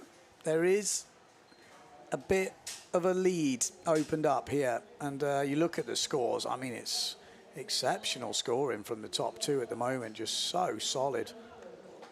What is Pauline Katz going to have to do? She's basically got to upgrade a lot of things. Yeah, it's a lot nicer than when you only have, let's say you have a 0.5 in the score sheet, because then you can make a massive jump. When you've filled your score sheet, yeah, it's trickier. Oh, front side air. Check that out. And especially when your competitors are doing that. Bam. That's epic. And that was a proper one. She just got punted. Yeah, that's got to be up there. That's going to be her best wave of the heat. Yeah. Let's see what the judges give that, but we're thinking that's going to score big. It's definitely going to upgrade a what has he got? 5.75. There we go. 8.25 for that wave for Erpenstein. Thoroughly deserved. Good. Nice to reward it. Yeah, takes the lead. Oh, Sarah Keita as well. This is fun. You know what I mean? When it's like this, you've got your moves in. You can go for a bit of broke. You can hit it as you want to hit it in free sailing without a care in the world, so to speak. Yeah, so it looks like maybe Sarah Keita and Lena are going to be swapping first and second back and forth with each other. Is she going to improve in a 5-1-2 with that one turn? Possibly. Maybe. 6.5 for last wave from Sarah Keita. Yeah. I mean, look at this. They are absolutely putting on a show at the moment. But Erpenstein is the one leading this heat. 5 minutes 30 to go. This will definitely be a fun heat to be sailing in right now, especially when you've filled your scorecard and you're just upgrading. But Pauline Katz, there's no big scores in there. They're all good scores. So then to catch up, it's going to be difficult. And Lena Erpenstein is just not holding back. She's having fun. Yeah, she's loving this. That sail looks tiny, doesn't it? Yeah, she looks in control. Yeah. Oh, yes. So she's borrowed that sail, I guess. That might be Lails. G306. Yeah. Yeah. Lail. Sail. Borrowed. That's what I mean. Most people haven't got small enough sails. They've had to borrow some of the other riders' gear. Yeah, I guess in some ways it's difficult. Traveling with sails and gear, as everyone knows, is not easy. And then Tenerife, you tend to think it's not that windy. Wow, solid.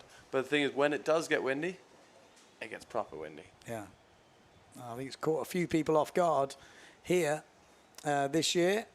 I definitely wouldn't have brought the right gear. I didn't bring any gear, but if I had brought some, I wouldn't have brought the right gear. So it's pretty hard to call it. Erpenstein leading still with 4 minutes to go.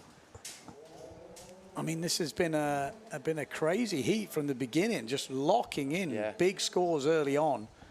And we've kind of been upgrading for the last 5 minutes, and we've still got 4 minutes to go. So these are fun heats to be in.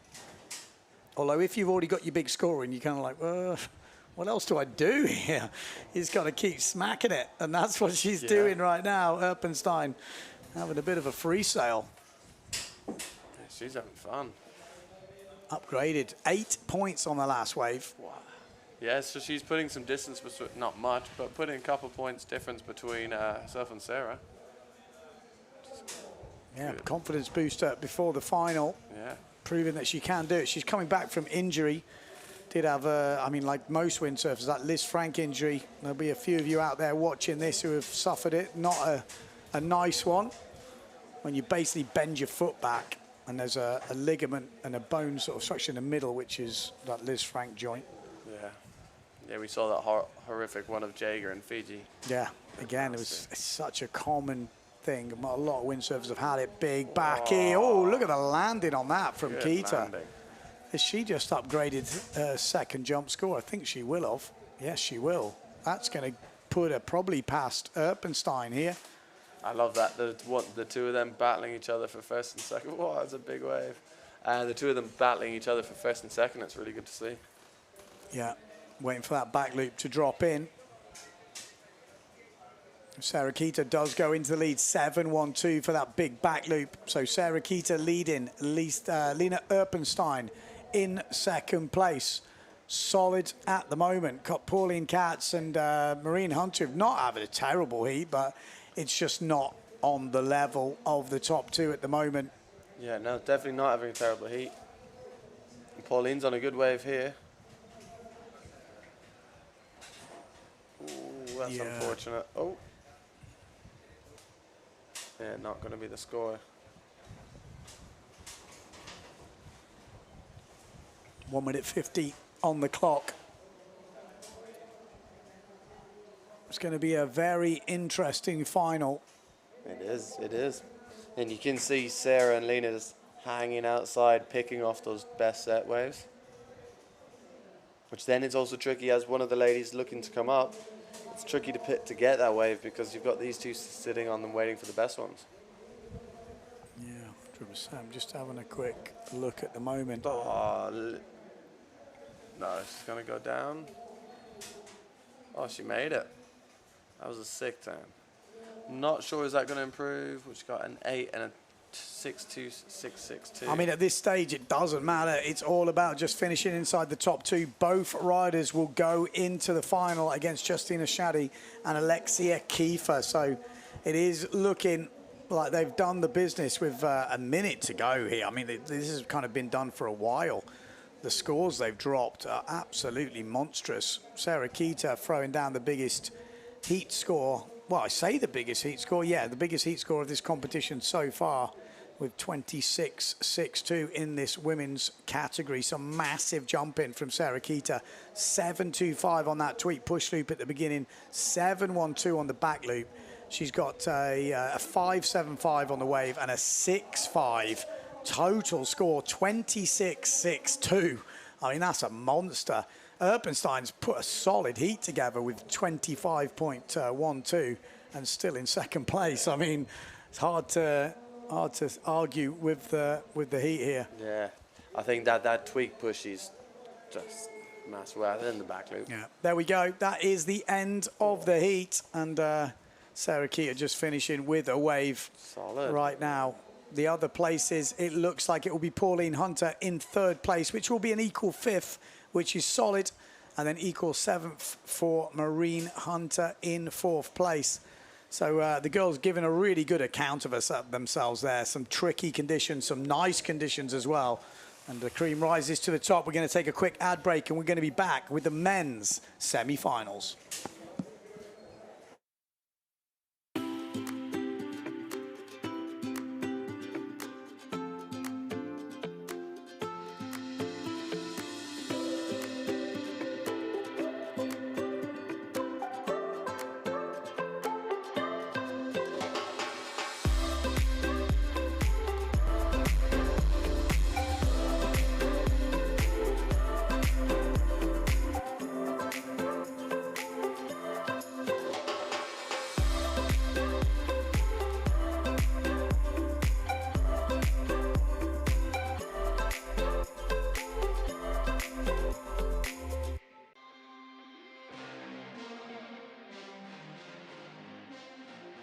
I really love the Dragon because it has a great maneuverability, power and wind range.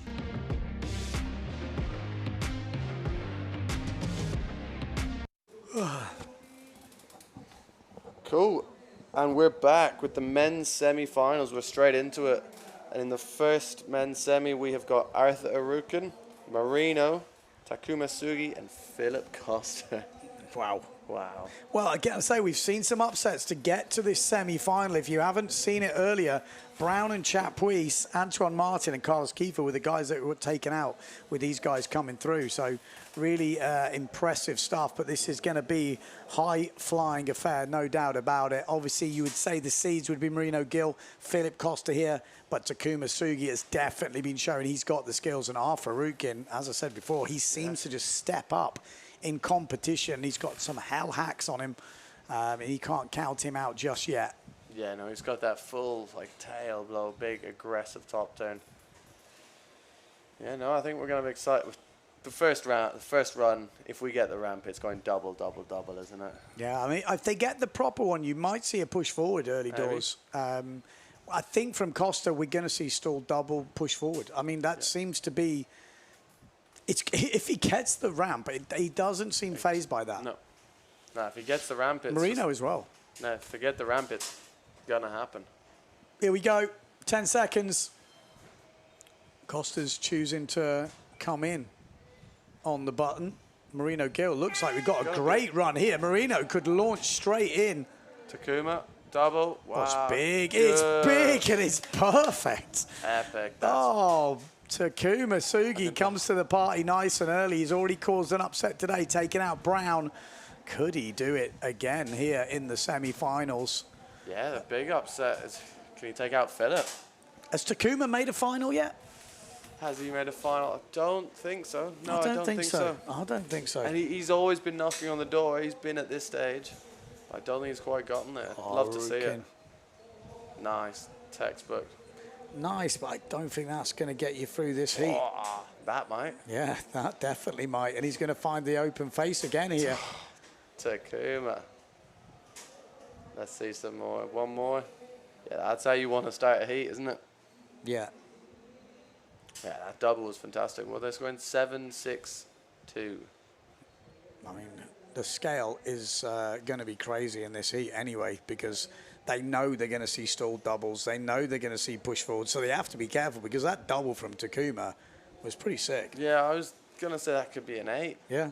I'm not trying a regular double if you're going to get much better than that. No, I think from what we've seen earlier, yeah. Wow, good turn by Philip. Interesting, Philip going straight to the waves. Maybe we've missed something. Yeah, wait and see. Yeah, we won't speak too soon on that. I tell you what, he's very confident when he's going to score a wave. I think he feels so at home in these waves here in Tenerife. Like I say, grew up on Vargas Beach. And it is got similarities at certain tides here to Vargas. Yeah, absolutely. So I think he does seem really comfortable. Takuma Sugi, though, with an early lead here. 5-3-8 for his first wave. Double forward 7-6-2. That's definitely the way you want to start the heat. But do you see that? 10-point push forward from Marino Gill. We didn't see it. No. We can imagine how it looked. I can imagine how it looked, but we definitely didn't see it. Maybe did it down the bunker. Yeah. Or again, could have been when we were watching Philip's wave. Yeah. That's the tricky thing with 4 guys in the heat. You definitely don't see everything, but it does seem to be a textbook push forward is scoring a 10 if it's big. And that guy goes big. I think we're going to see another 10 in this heat. I think you might be right. We might even see a couple more because we're going to see, I think, a stall double. Oh, I got excited there for a minute. I thought Marina with another 10. Yeah. No. Switching through. I think, I think we might see another 10 from someone in this heat. It's got to be such a comforting thing. You know, you do that push forward and you've got a 10. Yeah. I mean, that's hard. Even if you do a good double like Takuma did, you're still 2 and a bit points behind. That's huge, isn't it? Takuma, double kickbacky. Yeah. And again, that's an amazing jump. But when there's the push forward and the stall double, yeah, it's not, and same with Arthur's stall forward, it's not going to cut it. No, we have seen guys making it up on the waves, but with these longer heats, even the guys that don't have a great heat, they're able to come back. Oh, has Takuma lost his? No, it's just, I thought Takuma might have lost his rig. So back loop coming in from Takuma at 4.2. Yeah, big scores, 17.2 already. Takuma, but again, this is all going to change. And keep your eye on Marino Gill. We're probably going to see a double coming up. He did head down that bunker then, which is usually... It was good when we had that There it split is. screen. It'd be nice if we could maybe get that back on the... We need bunker cam. Yeah. Yeah, Marino Gill takes to the front with a 5.62 wave score and a 2. You can see Philip there just biding his time, waiting for that ramp. We've got both cameras on the same guy. We've got a different angle. Ooh, that was a bit unusual one. Yeah, that's not going to count. Nope. And there we go. It isn't easy. You know, if you get the ramp and you get the wind and you get the, you know, and you've got the skill, okay. But there's a lot of things that need to add up. We have seen quite a few crashes. Again, the longer the heat is, the easier it is for these guys to actually make it happen. To have that crash. Yeah. You've got time to do it, Yeah. to fail it. What do we see? Leonard Neubaut with 4 attempts and then finally nailed it. So that does make a difference, these heat times. Those extra 3 minutes, I think, have made a huge difference in terms of how the heats are working out. But Marino Gill is looking good here. As soon as you've got a 10 on your sheet, you're already pretty happy. You've got a 5.62 on the wave, which is already half decent.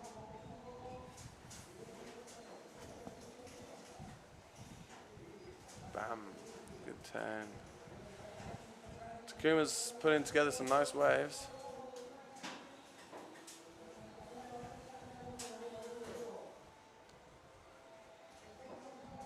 I wonder what that was from Marino. Was it a double? I think that may have been a double. I mean, you're usually going to see a double by this point of the competition from Marino Gill. Takuma Sugi with an early lead. That's what we're seeing, but there's a couple of low scores in there, so it won't take a lot to take that lead off him. Philip Costa at the moment struggling. There you go, 6.22 for that double from Marino. Look at Costa's scores just to keep you on your toes here. Yeah. He's not got a counting score yet. No, if he gets to where he wants to, none of those scores are staying there. Yeah, I can't see him counting any of those scores. The 4.62 might be a counter if he has some massive jumps, but at the moment, Costa is not finding what he needs to find. It can change very quickly. We saw it in the last heat, and this could be the start of it. There we go. Good Big spray. first turn. He's got another open face. Jumps around that tacker. Yeah, it's a good wave, but not incredible. Yeah. He's down that bunker. Keep your eye on Costa because he does like to do a double down there. Oh, big goiter from Sugi. Can he get something else? Oh, he is back in. Bit sticky on the getting out of it, but he's going to Yeah. get another turn in. He's going to get one more. Okay. I think that will be a little bit pinned down on what it could have been, just from the whitewater time he spent coming out of it. But again, it was nice goiter. Marino. And good turn.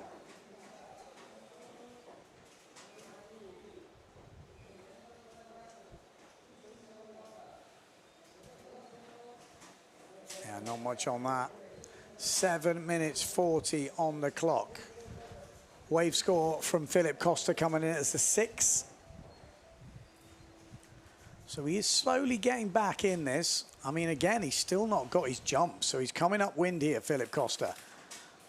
And we know he's doing the double. That's like, without fail, we know the double. If he gets the ramp, the push forward is coming too, but the double is 100% happening. He doesn't even need that ramp.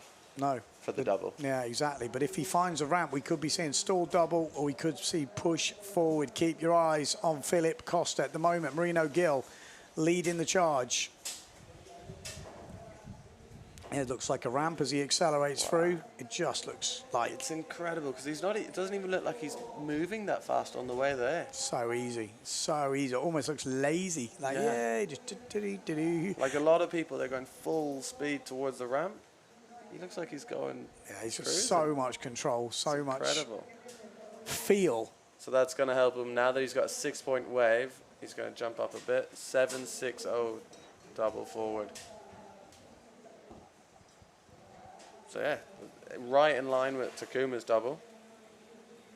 He's edging closer, 6 minute 25 on the clock. Marino Gil trying to find that 360 on the inside, and he gets it. There it is. Nicely done. Cesar Farukin. Push forward, yes. No, it looked good, didn't it? That's a slap of the water. I think he's upset. He knows he'd done enough there to get it, and that would have changed the game. Because I was just about to say, how can Takuma secure this position, make it a bit safer? And it's remove that back loop 3, isn't it? He needs to push forward. Yeah. He really does need it. He's got some pretty solid wave scores, enough to be going for that push forward now. Because we know it's coming. It's coming. He can probably feel Philip creeping up behind him. You know it's coming. So it's an inevitability, I think. Or is it? We've got 5 minutes to go. Still a long time in this heat. So yeah, let's try and keep this split screen where we can see Takuma and Philip. There we go. So there's Phillips and Takuma. Let's stay. Oh. It's done something, but it's a bit wet. Yeah. We'll have to see. That looked pretty solid from Costa. I mean, again, he just needs a ramp and to be powered up, and it's almost it's just done, isn't it? So much technique.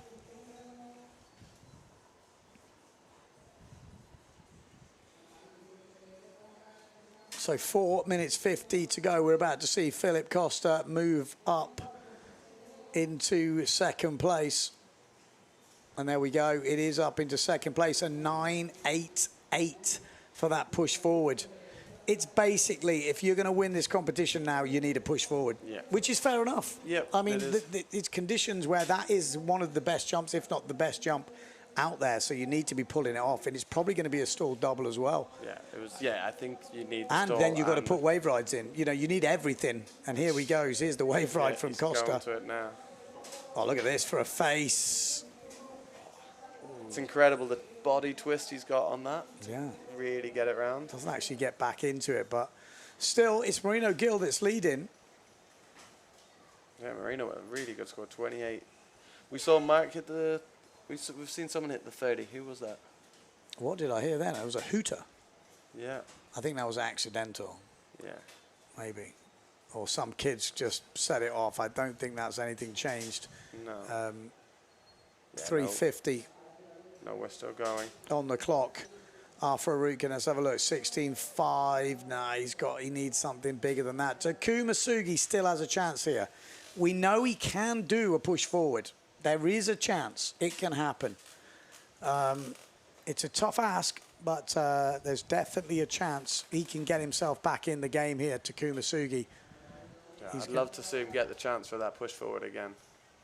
Because the one he crashed was big. It was really big. That's a shame he didn't get it. It would have made a really interesting heat. Yeah.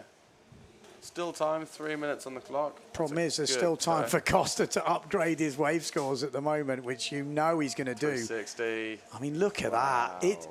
He makes it look so easy, it's scary. That was cool. The handoff head down after that. That was pretty cool. I mean, it's just some guys these guys, most of these guys actually at the top end of this are absolutely ridiculous. They make some things that are very hard. Some people will never learn in their lifetime and just pull it off to absolute precision. Wave score 8-1-2 for Philip Costa. 9-8-8 for that push loop. 6 for his last, for his second scoring wave, and then double forward 7-6-0. Could he upgrade those scores? Yes, you bet he can. 2 minutes to go, and Costa above 30 points. That's a solid score sheet, isn't it? Yeah, Marino Gill looking pretty comfortable in second, but this guy could have a say in it. Oh, not with that, he won't. The old stretched out 1-footer. He needs to push forward. He needs to get, this is when you need the headset. Takuma, push forward. It's nothing else. You need to push forward, then you've got a chance. Without it, it's good night. It is good night. Yeah, I think this is the second heat we've seen go over 30 points. Yeah. With Mark on the first one, I think. Yeah. Because it's this heat of the day. I don't, not just yet. I think there was 32. Costa got 32 in the first one. He's on 31.6 now. Paré was a 28. Okay, so it's... It's Costa that's the only guy to go over 30 points. Yeah. Oh, Takuma for... Oh, that wasn't Takuma. That Look at the was Marino. sets coming through. Here we go. We've just upgraded the score. I mean, ridiculous. Yeah, he's upgrading that double. That 7-6 is going. And he's going I mean, up. this is just elite level. This guy is the best jumper in the world for me. Yeah. I mean, he has got just such consistency. There's other guys that are doing these jumps, but the consistency of Costa is insane. It is. And he almost makes it look safe and boring. Yeah, I mean, he's got that much control. He's like a 34. robot. Double forward, 10 points. Yeah, AI, man. It's AI. It's ridiculous. This ain't even windsurfing. This ain't real windsurfing. Wow. Ridiculous. Points. He looks so relaxed here. I think because he is. Yeah, that's what I was alluding to as well. It just doesn't look like he's stressing. No, he's so relaxed. He's so comfortable that these are his conditions. He's at home in these conditions, and he is making it count. Second heat in a row, he goes over 30 points, and this time he's 34 points, which is pretty insane. Marino 360, Goite. I mean, Reno's had a solid heat, but we're almost, and again, Takuma, you know, all these guys have had pretty solid heats. But we're only talking about one guy at the moment, and it's Philip Costa, straight through to the final with Marino Gill. Gill's done it the hard way. He's had to come back through the redemption rounds, then finish second to Paré to come up to this top level, but he has made it to the final first with Philip Costa. Next up, we got the second semi-final. Josef Pons, Jules Donnell, Leonard Neubauer, and Mark Paré. We're going to have a replay of that heat now. And we'll check out, see what we can see from the highlights. Look at this. That was a pretty sick double from Takuma to open up. Takuma put on a really good showing. So really good. But as you say, it was just that push forward that cut him short. Well, short replay, but that's how we like it. Oh, we got more. Like I said, he sort of dances around, doesn't he? Nice. Oh, stalled double from Arte. I didn't see that. Didn't land it. No, I didn't see that. That was good. That was really good. Because I was just looking at Arte's scores. He got up to a 20.88, which is great heat. Man. Yeah, so controlled. Stretch it out. Careful of that. Wow. That's perfection, isn't it? Ridiculous stuff from Philip Costa, but that is how it is. We're going to take a quick ad break, and we'll be back to bring you the second semi-final.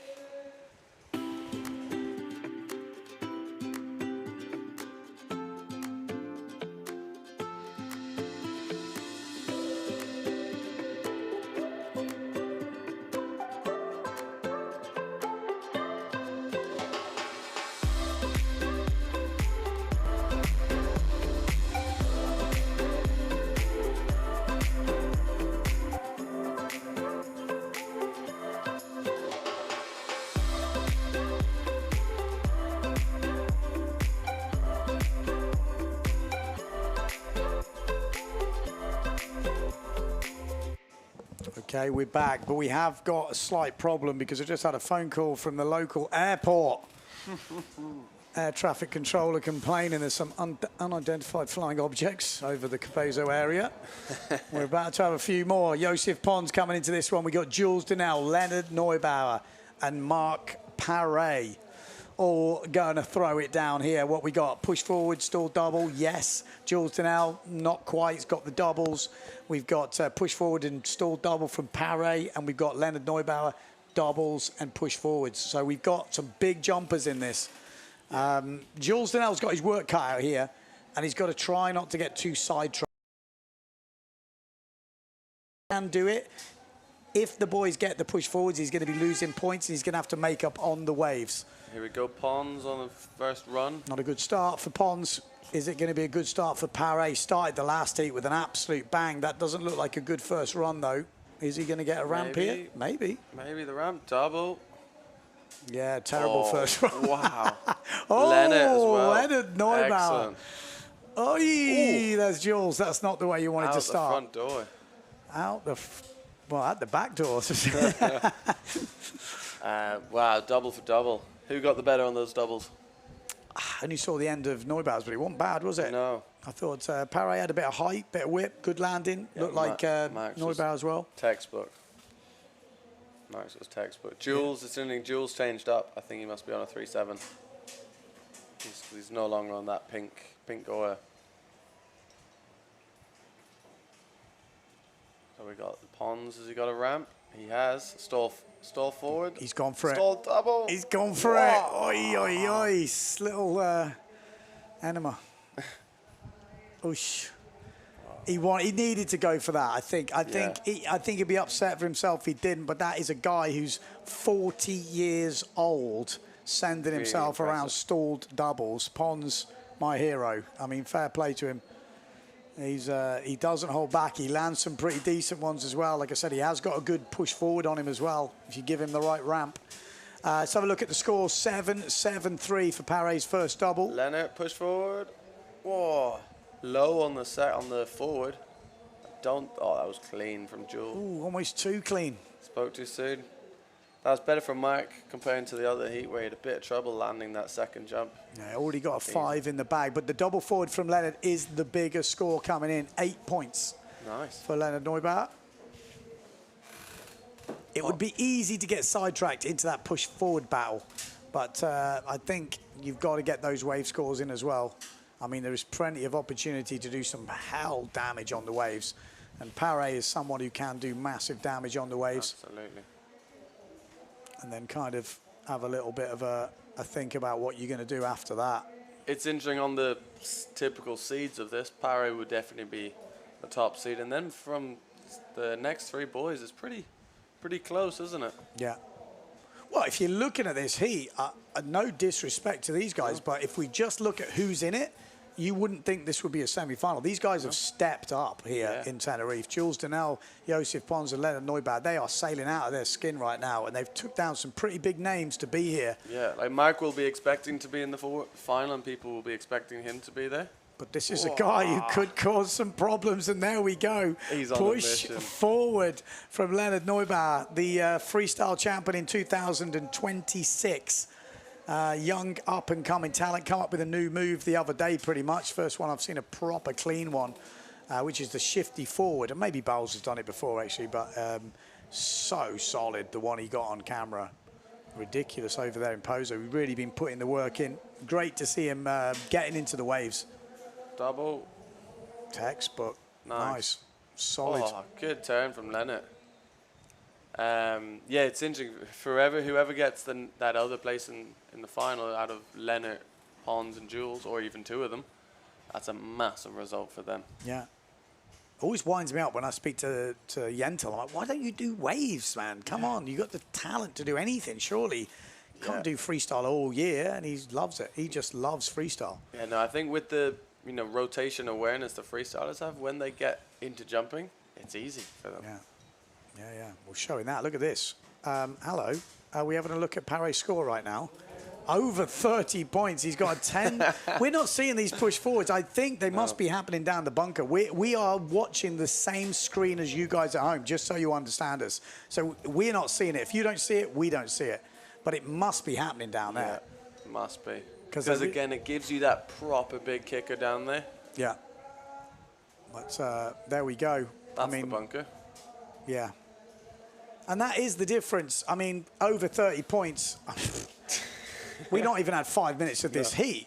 Paré has absolutely ripped this thing. 8 on the wave, 5 on his second wave score, 7-7-3 on the double forward, and 10 on the push forward. We are in for a hell of a final. Yeah, who will be in that final? Well, it is looking like Paré because he's just gone up to 35 points, a 9-3-8 on the last wave.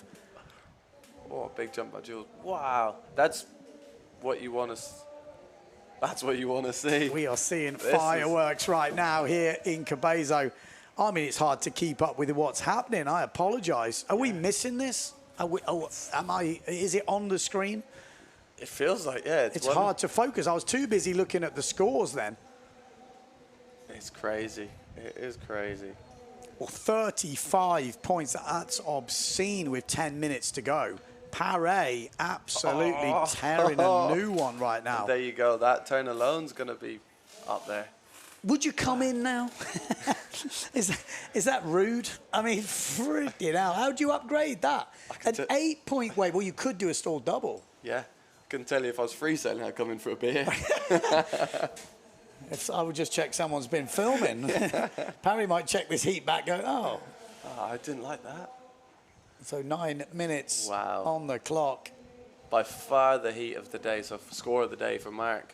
No, he's on an absolute heater here. Like that double forward, the 7-7-3, you'd expect him to improve on that. Yeah. I like to see these scores. These are the scores that are deserved as well because this is great conditions. We got the best in the world and they're sailing out of their skin. We got a wave for there from Paré. We need to get a little bit wider on those shots. Yeah, especially with Paré, with the scores he's getting, we want to see it. Well, second place is definitely up for grabs. 8 minutes and 30 seconds on the clock. Leonard Neubauer at the moment with a double forward 8 and a push forward 8.5. He is looking in good stead here. I mean, Pons does have the 7-point double forward, but he's going to need a push forward to really keep him in the game here because Leonard Neubauer there drops in his last wave score at a 6-1-2, moves up to 27 points. Yeah, good score. Well, that 27's getting you through a lot of most of the heats alone. Yeah. And I think it's probably going to improve on that as well. He can do with that wave of 4.5. That's the wave sailing we're seeing from Leonard. He can do that for sure. Yeah, it's still there. Jules Donnell 7.5 on that wave score of his. Again, that's what we'd expect to see from him on the wave scores. Yeah, solid sailing at the moment. 7 minutes 30 still left in this heat. Bam, he's looking good, isn't he, Leonard? Looking stronger and stronger. Could he make the final here? We need to keep an eye on that end of that wave, though. Yeah, he could. I mean, this is solid. He needs to upgrade on a 4.5. What do you tell him? What do you tell him exactly? What do you tell him? Yeah, come in. Have a drink. Just offer him a drink. I don't know. Have some water. Stall double. I wouldn't. Do you risk it? He's in the flow. Yeah, it is a genuine question. What do you tell him? Yeah, I think I think the stall double is one of those things. If you have to do it, he can do it. Yeah. It's not one you need to practice. Once you've been round one, from speaking to him, not from experience, he's like, look, I just need to do it. And then I'm like, okay, I'm in the zone. I'm ready. And then when you're in the heat, you've got the adrenaline flowing. You can make yourself do it. But training it is scary because there's a lot that can go wrong. Yeah, so what else? So Jules is waiting on a second jump and a second wave. So again, that score is going to bump up quite a lot. Yeah. Once he gets those two in. I mean, at the moment, Pons hasn't really got the scores. He needs something big to give him a chance here. Jules has got the doubles. We'll give him another one of his like normal waves, good wave, and give him a double, he's can go into second. Again, just under 6 minutes left, plenty of time. Yeah, the definite advantage, though, is with Leonard Neubauer, because he's got his jumps in, and they're massive jumps, and he's now just upgrading on the wave, so he can afford to stay on. Why do we change? Yeah, we've got to keep on Mark. When we see Mark on the wave, we want to see anyone who's looking like they're going to do some, put some action down. Leonard coming unstuck. 5 minutes 20 on the clock, looking like Marc Paré has booked himself in the final after about 5 minutes of sailing. I mean, there was 10 minutes on the clock, and he'd already got 35 points. It was pretty insane. I got a few texts this morning from Malte, the photographer in Fiji, saying, how have you not put your money on Leonard? Well, I hope Malte put his money on Leonard getting to the final. Yeah. Yeah, he's doing well. Just trying to see. We still need that push forward from Pons. It needs to happen. It literally needs to happen, because otherwise, I mean, it obviously needs a good wave. One good wave score might put him in the mood for that as well, because he might think, okay, I've got a chance here. But at the moment, Leonard Neubauer is booking his place in that final. This is Jules Donnell. He's got a decent wave score, but lacking a second jump score and a second wave score. Oh, if it makes that. This is better for Pons. Pons, good turn.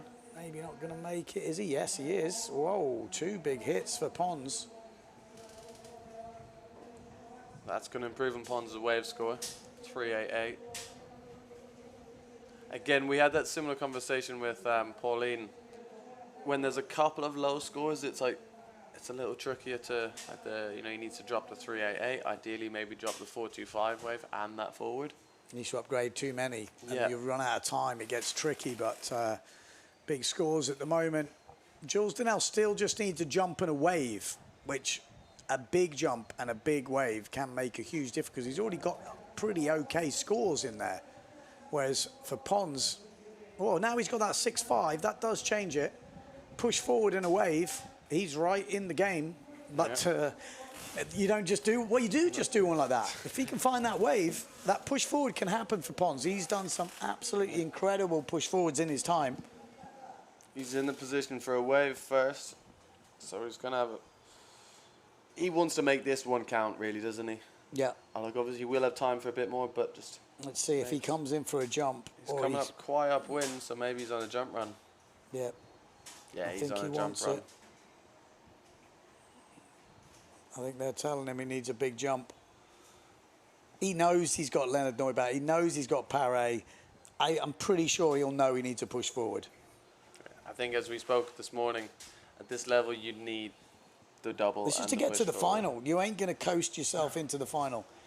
No. You've got to power play your way into the final, and that is what he is looking for now. Something big. Time is ticking down. 2 minutes 30 to go, and got a bit of chop wrong there. A lot of chop in that part. It's tricky. Now he's going to come downwind. Here we go. Joseph Pons, push forward. Whole beach is waiting. Watch out, Mr. Drone. Let's keep the camera on him. No. No ramp. Oh, look at that. Parry in the background. Nice. On a nice upwind set. Look at that wall. Bam. Nice one from Mark. Pons still not over, but needs to find that push forward. It literally comes down to that. 1 minute 50.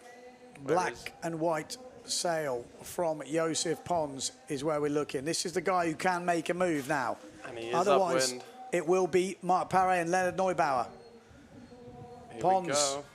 could he do a last-ditch jump run here? Joseph Pons, he spotted something. No. Oh, he's not getting the run of it at the moment. Still time. Got Leonard on the wave down below. What's he trying to improve on? A 5.5. 1 minute 15 on the clock. As you say, it's all down to Pons at this stage. Yeah, it's only Pons really can make a move here. He still could do it. I mean, you could still run out, jump and a wave. Here we go. Come on, son. Come on, old man. He hates me calling that, but he's over 40. I can do that. There's kids out there. He's still got no fear at 40 plus. Here we go. Joseph Pons. Oh, I don't. No, he wanted to stall double. It wouldn't have changed things, I don't think. He needed something different to the double. Yeah. But I think that's it. With 30 seconds on the clock, we're not going to see a change in the scores. We might do. But it's not going to upgrade enough because he's no, already I'm saying got, with this, maybe he gets a ramp here. But then you have to get a wave as well. He needs 2 upgrades, which is very difficult to do in 15 seconds. But he gave it a good shout. That's going to finish 5th. Yeah, that's for an incredible this result. Event here in Tenerife, coming out of the challenges, remember. That's it's not easy to do. That's massive for Leonard. Yeah, massive, massive heat here in the semi-finals. Marc Paré took 5 minutes to get that score. Was absolutely ripped through it. Yeah. Maybe we didn't see everything on our screens, but a solid score there for Paré makes it to another final here in Tenerife. And the standout, the shock maybe to some people, Leonard Neubauer, the 2026 freestyle world champion, has made it to the final for the Waves here in Tenerife for the Wind and Waves Festival. Come back very soon to, well, actually, I think we're going to have heat break, and we'll have to check it in a minute. But come back, we'll take some adverts, and then we'll give you all the rundown.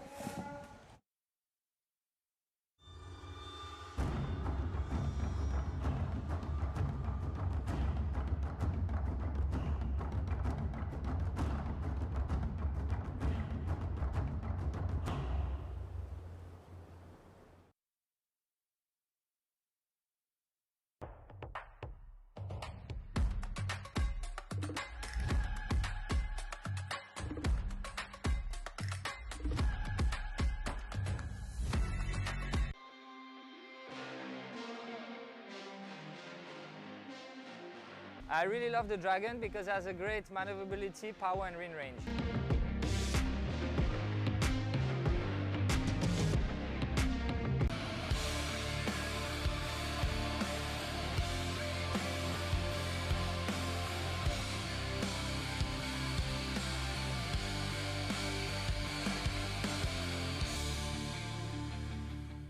Okay, welcome back. I have to tell you, I got it wrong because Leonard Neubauer isn't the freestyle world champion yet, obviously, because there's still one more event to go in Silt.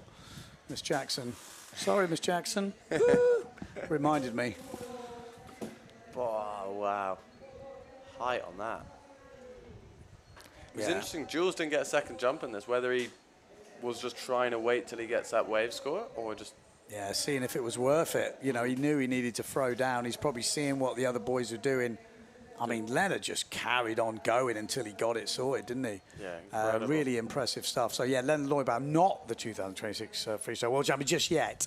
And to be fair, Yentel Kez was pushing him all the way in Virtu. He definitely didn't have its own way. But as we talk about freestyle world champions, Sarah Kita is the 2026 freestyle world champion, and she is in this final. Alexia Kiefer is going to push her all the way. Lena Erpenstein as well. And then Schnadi has actually been on a bit of a tear here. Could she get herself into that first place position? Here we go. We're going straight into this women's final. 4 riders. Only one can win it. Sarah Kita is looking in great form. Erpenstein has been pushing, though. We've seen all the... Oh, not a good way to start the heat. A bit of a nosedive there. It looked hard to jump at the end. When, there's a lot of water on that inside. Because maybe the waves got bigger as the tides come in, so I think jumping has got more tricky.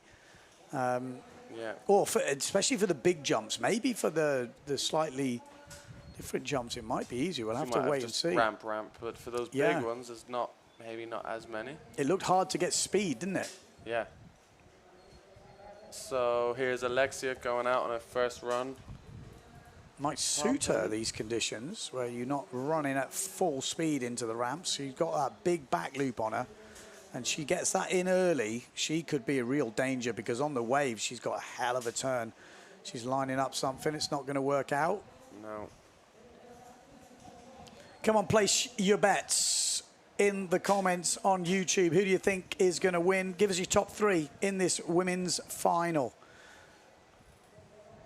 Yeah, it's interesting. And again, with where we are here, it seems like there's a bit of a little wind shadow on that inside. So when they're starting their jump run, they're a little underdone. And as soon as they get to about here, bam, they get hit with the full power. Well, there you go. Little bit of a lazy push loop. Not the tweak one she was looking for, I think, but it's still going to be a good scorer.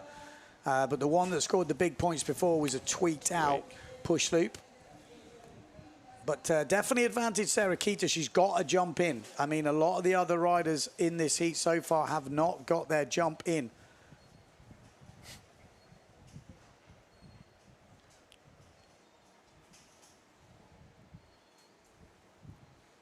Five, 6, 2 for that push loop. Decent. Again, tweak one was scoring 7, so she can upgrade if she gets the opportunity. But again, with a slightly slow start to the heat, she'll be happy to have one on the board. Yeah, Alexia riding that all the way to the beach. We know the damage some of these girls can do on their top turns. Very aggressive. Actually, all 4 girls have got a pretty killer top turn. Yeah, we saw some great turns in those last 2 semi-finals. Yeah, they're really pushing the level.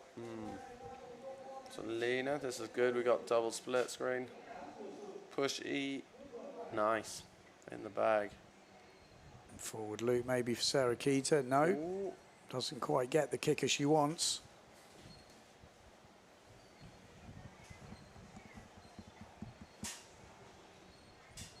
Wave score 5-5 for Alexia Kiefer. A good solid one to get in early. Yeah, it's been an interesting start to the heat, this, because it hasn't been like as that last men's heat we saw. It was just bam, bam, bam, bam. Yeah. This one's been a bit interesting. Well, a bit like the end of the men's heat. I feel like conditions have definitely changed. It looks a little bit more tricky. Yeah. Justina with 5.88 on the back loop. It's a good score. Yeah, that's probably going to stay as a keeper, that. Yeah, 5.88. That's solid. Very solid. She's going to be definitely happy with that. So definitely it is all open at the moment. No runaway leaders. A bit of cat and mouse at the moment, isn't it? Just trying to position themselves, get their jumps in. Forward. What would you rather be hunting for at the end of a heat, a jump or a wave? I'd rather be waiting for a wave. Really? Because you could just sit where Lena is and just wait for it. Whereas the jump run, you have got 2 factors. You know, you might not be in the right place, and then the wave might not be in the right place. Whereas where you're waiting the traditional wave, place. someone could take your wave. True. Back loop from Alexia, just over rotates it on the landing. Forward coming in from Sarah Keita at 3.75. Goes ahead of Schnadi with a forward loop of 3.05. So I guess now that she's probably not going to want to keep these scores, but it'll allow her to at least get some waves on the board. Because I think if you spend half the heat trying to search for that 1 or 2 jumps, then you're stressing on the waves, whereas at least this way you can build a house and then improve on it.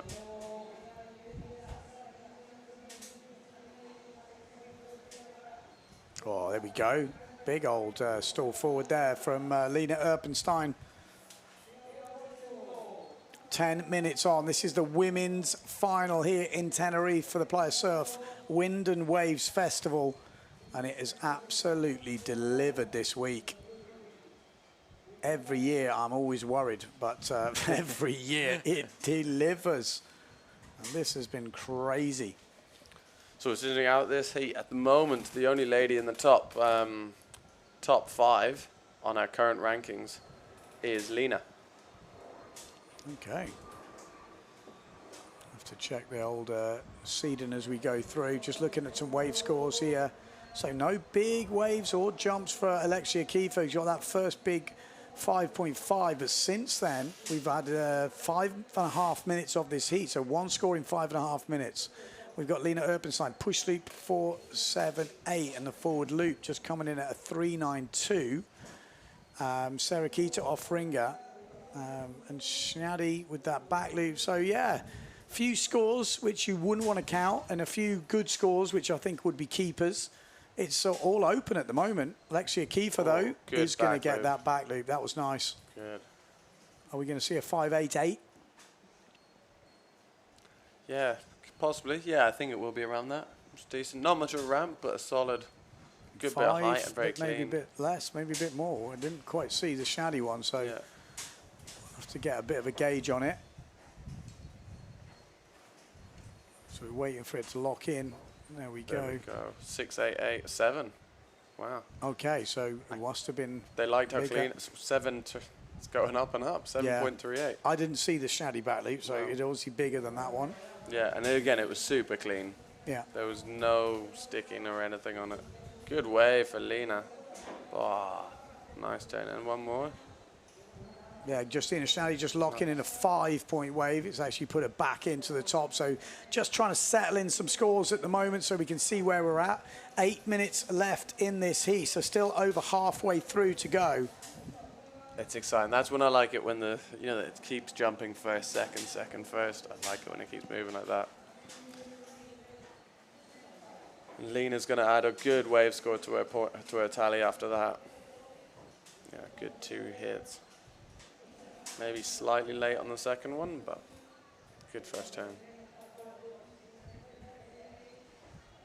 7:40 on the clock. Justina Shady leading at the moment, but a lot to change with not the full score sheets. And there we go. Sarah Keita has maybe put in a wave, 6.88 there. But Alexia now another wave. Back takes loop. her back to first. Not a massive back loop for Sarah Keita, but it was a back loop. Oh, look at the wave score, yeah, for Alexia Kiefer there, 6.38. Shady just going through her turns. Still all to play for. Yeah, no, it's moving.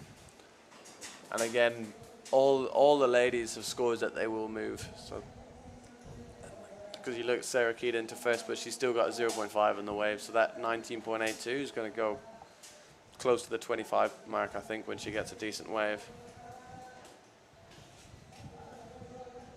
Yeah, Sarah Keita at 19.82 at the moment. Still waiting for that other score, like you're saying. Yeah, that's 7.38 back loop for Alexia. That could be a really big score when it comes towards the end of the heat. There we go. Ooh, just missing connection. The waves have definitely gone a bit softer, haven't they? As that tide has come in. So, remember, this is the final. There's no 1 gets through, 2 gets through. This is it. You will finish on the podium. 1, 2, and 3 here. That's what it's about. Who will finish where on that podium and take the victory here in Tenerife for the Playa Surf Wind and Waves Festival. At the moment, Sarah Keita edging it ahead of Alexia Kiefer. Still some scores to drop, though. We still haven't seen 2 jumps from Alexia Kiefer. The second jump has always been a really Achilles heel. If she could sort that jump out and turn it into a bigger score, she would be absolutely impossible. But we usually see that. A very kind of small spin loop forward is usually her second jump. So that will come in at around a 2 something, I reckon. Around that. Yeah, it's interesting comparing the 2 back loops from Sarah, the 6.8 and the 7.38, because that's a good bit of distance, isn't it? Between Alexia and Sarah's back loops. And Justina's as well. Yeah. So again, I didn't see that, so it's hard to compare. But those two, again, judges have, sometimes we see it from the drone angle. It does look different. Yeah. And here we go, Sarah Keita trying to find a wave score. Alexia Kiefer has gone into the lead at the moment. And Justina Shady pushing down quite a nice looking push loop there. Interesting. Could that upgrade her second score? Yes, it will. Good turn. Lena's going to improve her second wave score for sure. Yeah, it's all to play for still. First is very much up for grabs. Yeah, there's a lot changing at the moment. That push loop came in at, just a 3.75. I thought that might be a bit more, especially than a forward. Yeah. The forward from Alexia coming in at 2.17. Sarah Keita back up into first. It's all moving. It's a lot of movement on that leaderboard. 4 minutes to go. Sarah Keita in pole position at the moment. Alexia Kiefer in second. Lena Erpenstein moves up into third place ahead of Justina Schnadi. That wave scorer 4.75 doing the damage. Oh, did she stick that? We're not going to see. Because if she sticks that, Lena, that's a big back loop. She's sailing away pretty well, isn't it? Yeah. I have a feeling we might be seeing a big score from that back loop. Oh, we missed that turn there. That looked like an also pretty solid hack. We need to keep our eyes open, boys. Oh, no, goes down on the turn. 3 minutes 30 on the clock. So who can really improve what? There we go. Lena drops in a 7.42. Like you were right. That was a big back loop. Yeah. I think that's deserved, that. So Schnadi needs a big back loop. I mean, she's capable of doing it, but she needs to put caution to the wind. This is a final. You know, we can't be just landing stuff now. You've got to send it. Running out of time with 3 minutes to go. Schnadi in fourth place. Alexia Kiefer in third. Lena Erpenstein has moved up into second place now, and she is challenging Sarah Keita Offringer for that top spot. Here we go. This is Erpenstein. That's not going to do it. She needs a wave like some of those ones in the last heat. She was getting some really big scores for big hits. Needs to throw it down. Justine having to jibe out there. I think Lena was perhaps slightly in the way on that section, just from falling on the wave before. 2 minutes 30 to go. It's now or never. This is when you got to push. You got to try and maximize everything. You've set your score in. Now you got to push for the big points. Yeah, and if there's, you know, judging from the last few heats, Lena can definitely get 7s and 8s on these waves with some of those big turns. Yeah, 100%. This is definitely not over. 2 minutes to go. Could Alexia Kiefer bust out that second jump? A bigger forward, maybe. Yeah. I mean, there's a few points in that if she can deliver. Maybe even the push loop just goes for it. She is in position. I've seen people land push loops on their first attempts. It's one of those moves which can happen. Look at this big wave at the back for Schnadi. Alexia, back loop. It's a big back loop. Oh, and she's going to nail it. It's going to. That's what Schnadi needs. Yeah. She needs something big. It's something, so that her last back loop score was a 7.38, which I would say that's a lot better. Schnadi on the inside, late hit. But how high can you go with a back loop? Well, that's the problem. I think they're maxing out back loop scores, but if you keep pushing the scale has to keep going up. You know, we haven't hit a ceiling. So if it is bigger than the back loops we've seen, we might see a bigger score. Yeah. We've already seen a 7.60, so it could at least go to that. Maybe more. Maybe a 7.8 if they think it deserves it. There we go, 7.83 coming in. Not enough to put her into second place, still in third. But she's put a bit of ground between herself and the Polish rider, Justina Schnadi. So Alexia Kiefer, she's struggling. That second jump is hurting her so badly. She could win this competition here in Tenerife. She's swimming. That's not... Stalled forward. Something big is what Alexia Kiefer needs. Oh, tweet push loop. Sarah Keita Offringer. Was that the nail in the coffin? I think it might well be, because that had style. That had height. The landing was there. I think we're going to see a big score for that tweet push loop from Sarah Keita. Alexia Kiefer's heat's over. She's not getting to that gear in time. Nah, it's over, and I think it's over when we see that tweet push loop score from Sarah Keita. We saw it from the drone. It looked stylish. It looked big. It's going to be bigger than 5.62, and we are into 20 seconds to go, and I think we're going to see that score go above 24 points here. Maybe even more. 10 seconds to go. Are we going to see what's that down the bottom end? Oh, it looked like Lena was going to launch into something. We're not going to see it, and I don't think it's going to matter anyway, because there is the hooter, and that is the end of the heat. Sarah Keita Offringer is the 2026 Tenerife Wind and Waves Festival Women's Champion. There we go. What a display that was. Yeah, congrats to Sarah, and there she goes. Upgrades that score again on the wave. Yeah, 7.12 for that tweet push loop. Goes up to 24.82 points. She will take the win here in Tenerife. Lena Erpenstein will take second place. A really good comeback for her, and what's been a difficult injury period. And then Alexia Kiefer, she hasn't sailed that much. She's been studying a lot. She started to sail the last couple of months, and she's really pushed through. Needs to sort that second jump out, but she's going to take third place here in Tenerife. And then Justina Shaddy, she had moments, but just couldn't quite find those extra points in the final. And she will have to settle for fourth place.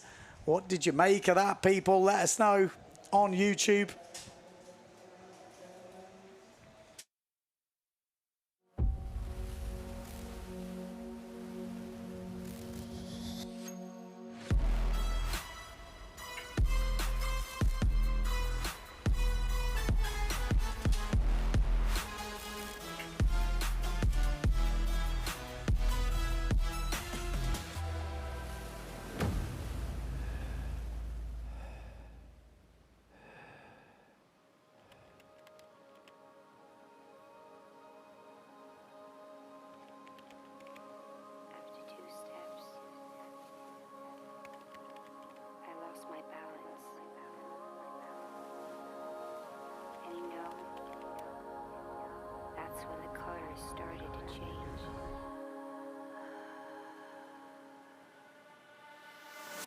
Good morning, Danny.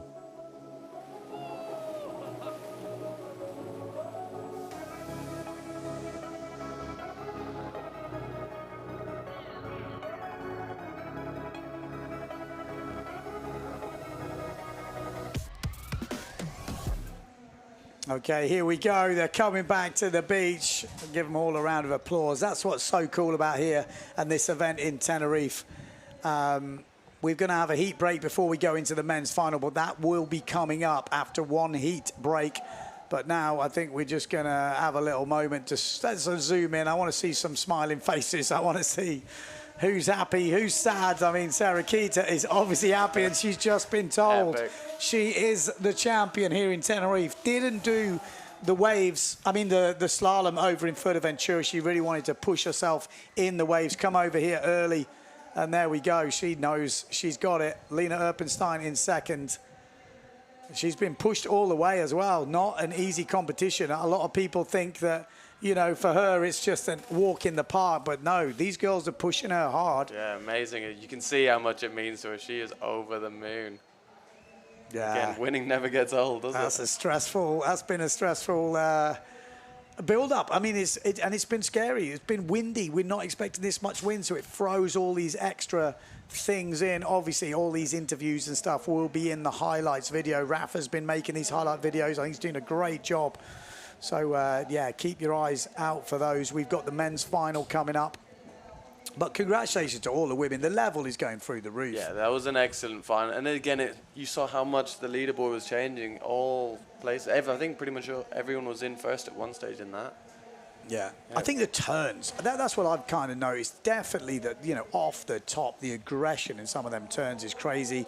I mean, the definitely strength in depth. We're seeing back loops, you know, down into the early first rounds. Yeah. We're seeing push loops from most of the girls as well now. So, you know, obviously we've always had the Moreno twins right up there, Karen, Yagi, to name a few. But I do think the strength, like deeper down now, is getting a lot tougher to get through the heats. Yeah, no, absolutely. It's really, and it's really good to see. And it's also another thing that's really nice to see is Lena congratulating Sarah so much after that. Yeah. These girls spend a lot of time together. They know how much it means. There we go, Remy Villa as well from Starboard. Obviously a happy chappie. Yeah. Obviously Sarah Keita sponsored by Starboard and Neil Pride. Yeah, good heat that. Yeah, let us know what you think. Yeah, just let some comments come in. Did you think Sarah Keita was going to win it? I mean, it's hard to back against Sarah Keita. She is such a machine. I actually backed against her in the fantasy and the freestyle, which was ridiculous. But I thought maybe I could get it right because I thought Micah had a chance this year, and Micah did beat her in the single. So, but then like a true champ, Sarah Keita came back in the double, just showing how much determination she's got. You know, she is a winner. And she knows how to win, and she just come back hard. You could see it here as well in that final. I think it really plays the difference as well. Just being, especially like this morning, it was so winning, and now just being so comfortable in having that, you know, comfort in this much wind and power, it really plays a difference in this stuff. We've also got to pay attention to Alexia Kiefer. If she can sort that second jump out, dangerous. Done. Yeah. Like that would have been the win probably. Her wave scores are incredible. She's scoring sevens, high sevens on pretty much every heat. Yeah. No, she's definitely got to go away and work on that second jump, whatever it might be. I think in the wind especially, having a push loop in there would be good. Yeah. Stall forward. I know her and Maria Morales are best friends. She needs to get Maria to give her a few tips because Maria's got that stall forward on lock. Yeah, 100%. And then just train together because I know the two sail together a lot. Just follow her because, as you say, if she can get real good stall forward in there. Yeah. Well, the thing is, she's got that big back loop, so she's not scared to go high. No, not at all. I think that tweak pushy is going to be also, you know, or even just the normal push loop would definitely give her those couple of extra points, which could, you know, get her into those spaces. If we look at the scores from Sarah Keita, 25 points, Lena Urbenstein 22.61, and then Alexia Kiefer on 21.8. So she did need to find like 3.5-ish points, which with a 2, something like a 5.5, 6. Yeah, you're getting there. As in that's, you know, if it's a stall forward, you're getting the 5-6 range. Yeah, she definitely would have pushed herself up into second place, that's for sure. Yeah. And that is the way the whole bracket looked. So we had those first challenger heats. Bobby Lynn de Jong coming through those to name one of the names who actually went pretty far in the end, getting... she actually got through, but in the end it got called back, didn't it, when Milanka Lind came through. Yeah, got to the quarters. But, yeah, really good showing. Look at that. Look how many riders are in it, pushing through to get to this final. Great to see, isn't it? The level in those semis was pretty epic as well. Flying through it. Yeah, not doing really well. Next up, we're going to have the men's final here in Tenerife for the Playa Surf Wind and Waves Festival. So don't go too far away. We have got a hell of a final coming up. Mark Paré in that final. Marino Gill in that final. Philip Costa in that final. And Leonard Neubauer, the winner of the Fuerteventura 2006 Freestyle World Cup, leading the way in the rankings, and he has been pushing the waves the last few years. He's done well at youth level. He showed he's got what it takes. He's got the doubles. He's got the push forwards. Could he get on the podium? How epic would that be? That is the question. He's got a tough ask. We're going to go to ads, and we will be back to bring you that final very soon.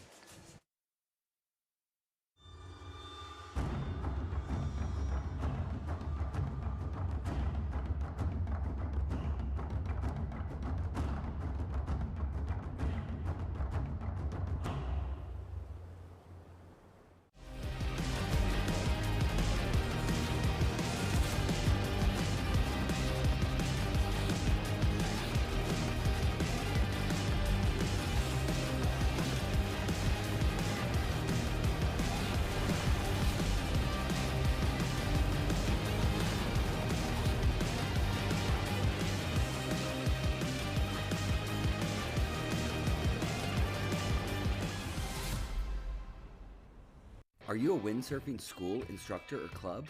Well, it's never been easier to promote your business and start a WWT one-star event, joining thousands already participating in the global 5-star pyramid. One-star events are open to all ages and all skill levels. Flat water? No problem. Waves? No problem. The only requirement is fun. Head to worldwindsurftour.com today for easy steps to sign up. Bring them to the water and let them play. Vuelve el Wind and Wave Festival al Médano, Tenerife. Del 31 de julio al 9 de agosto, el windsurf más espectacular vuelve a Tenerife. Campeonato de España, Windfoil Challenger, con música, gastronomía y actividades. Nos vemos en la carpa.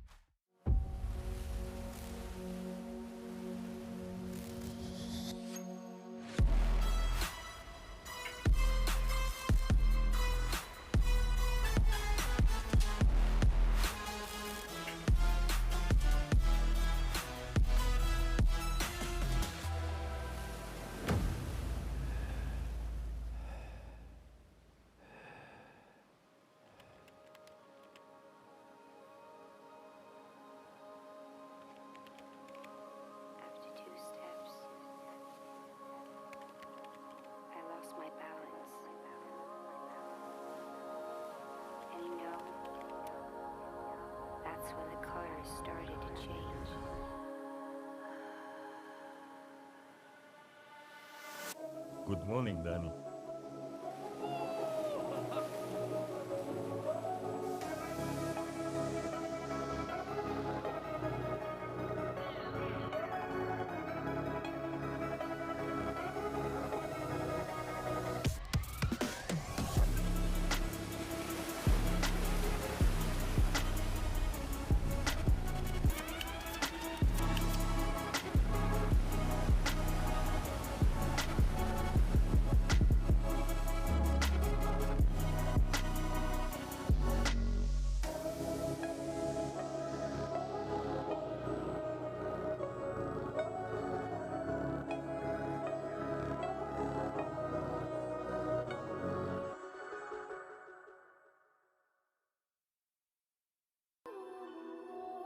La KS3 Lithium es tan ligera que se convierte en una extensión de ti. Descubres una nueva forma de sentir la ola. Y ahí es cuando nace tu surfing más creativo.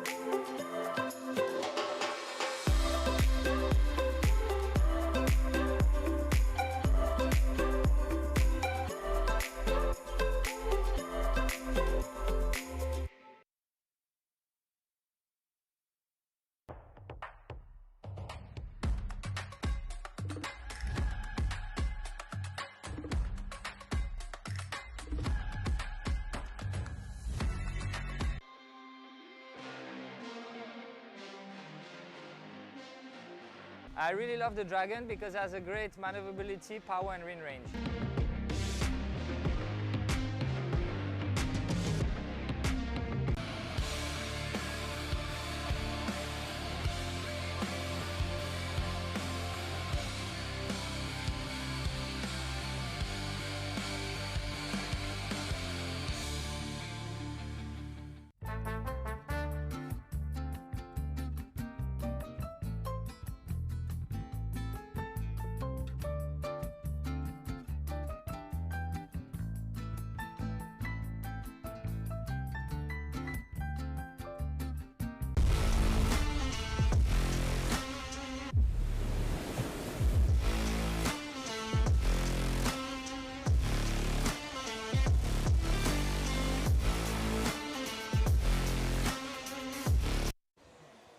All right, let's go. Men's final coming up. Finn Mellon.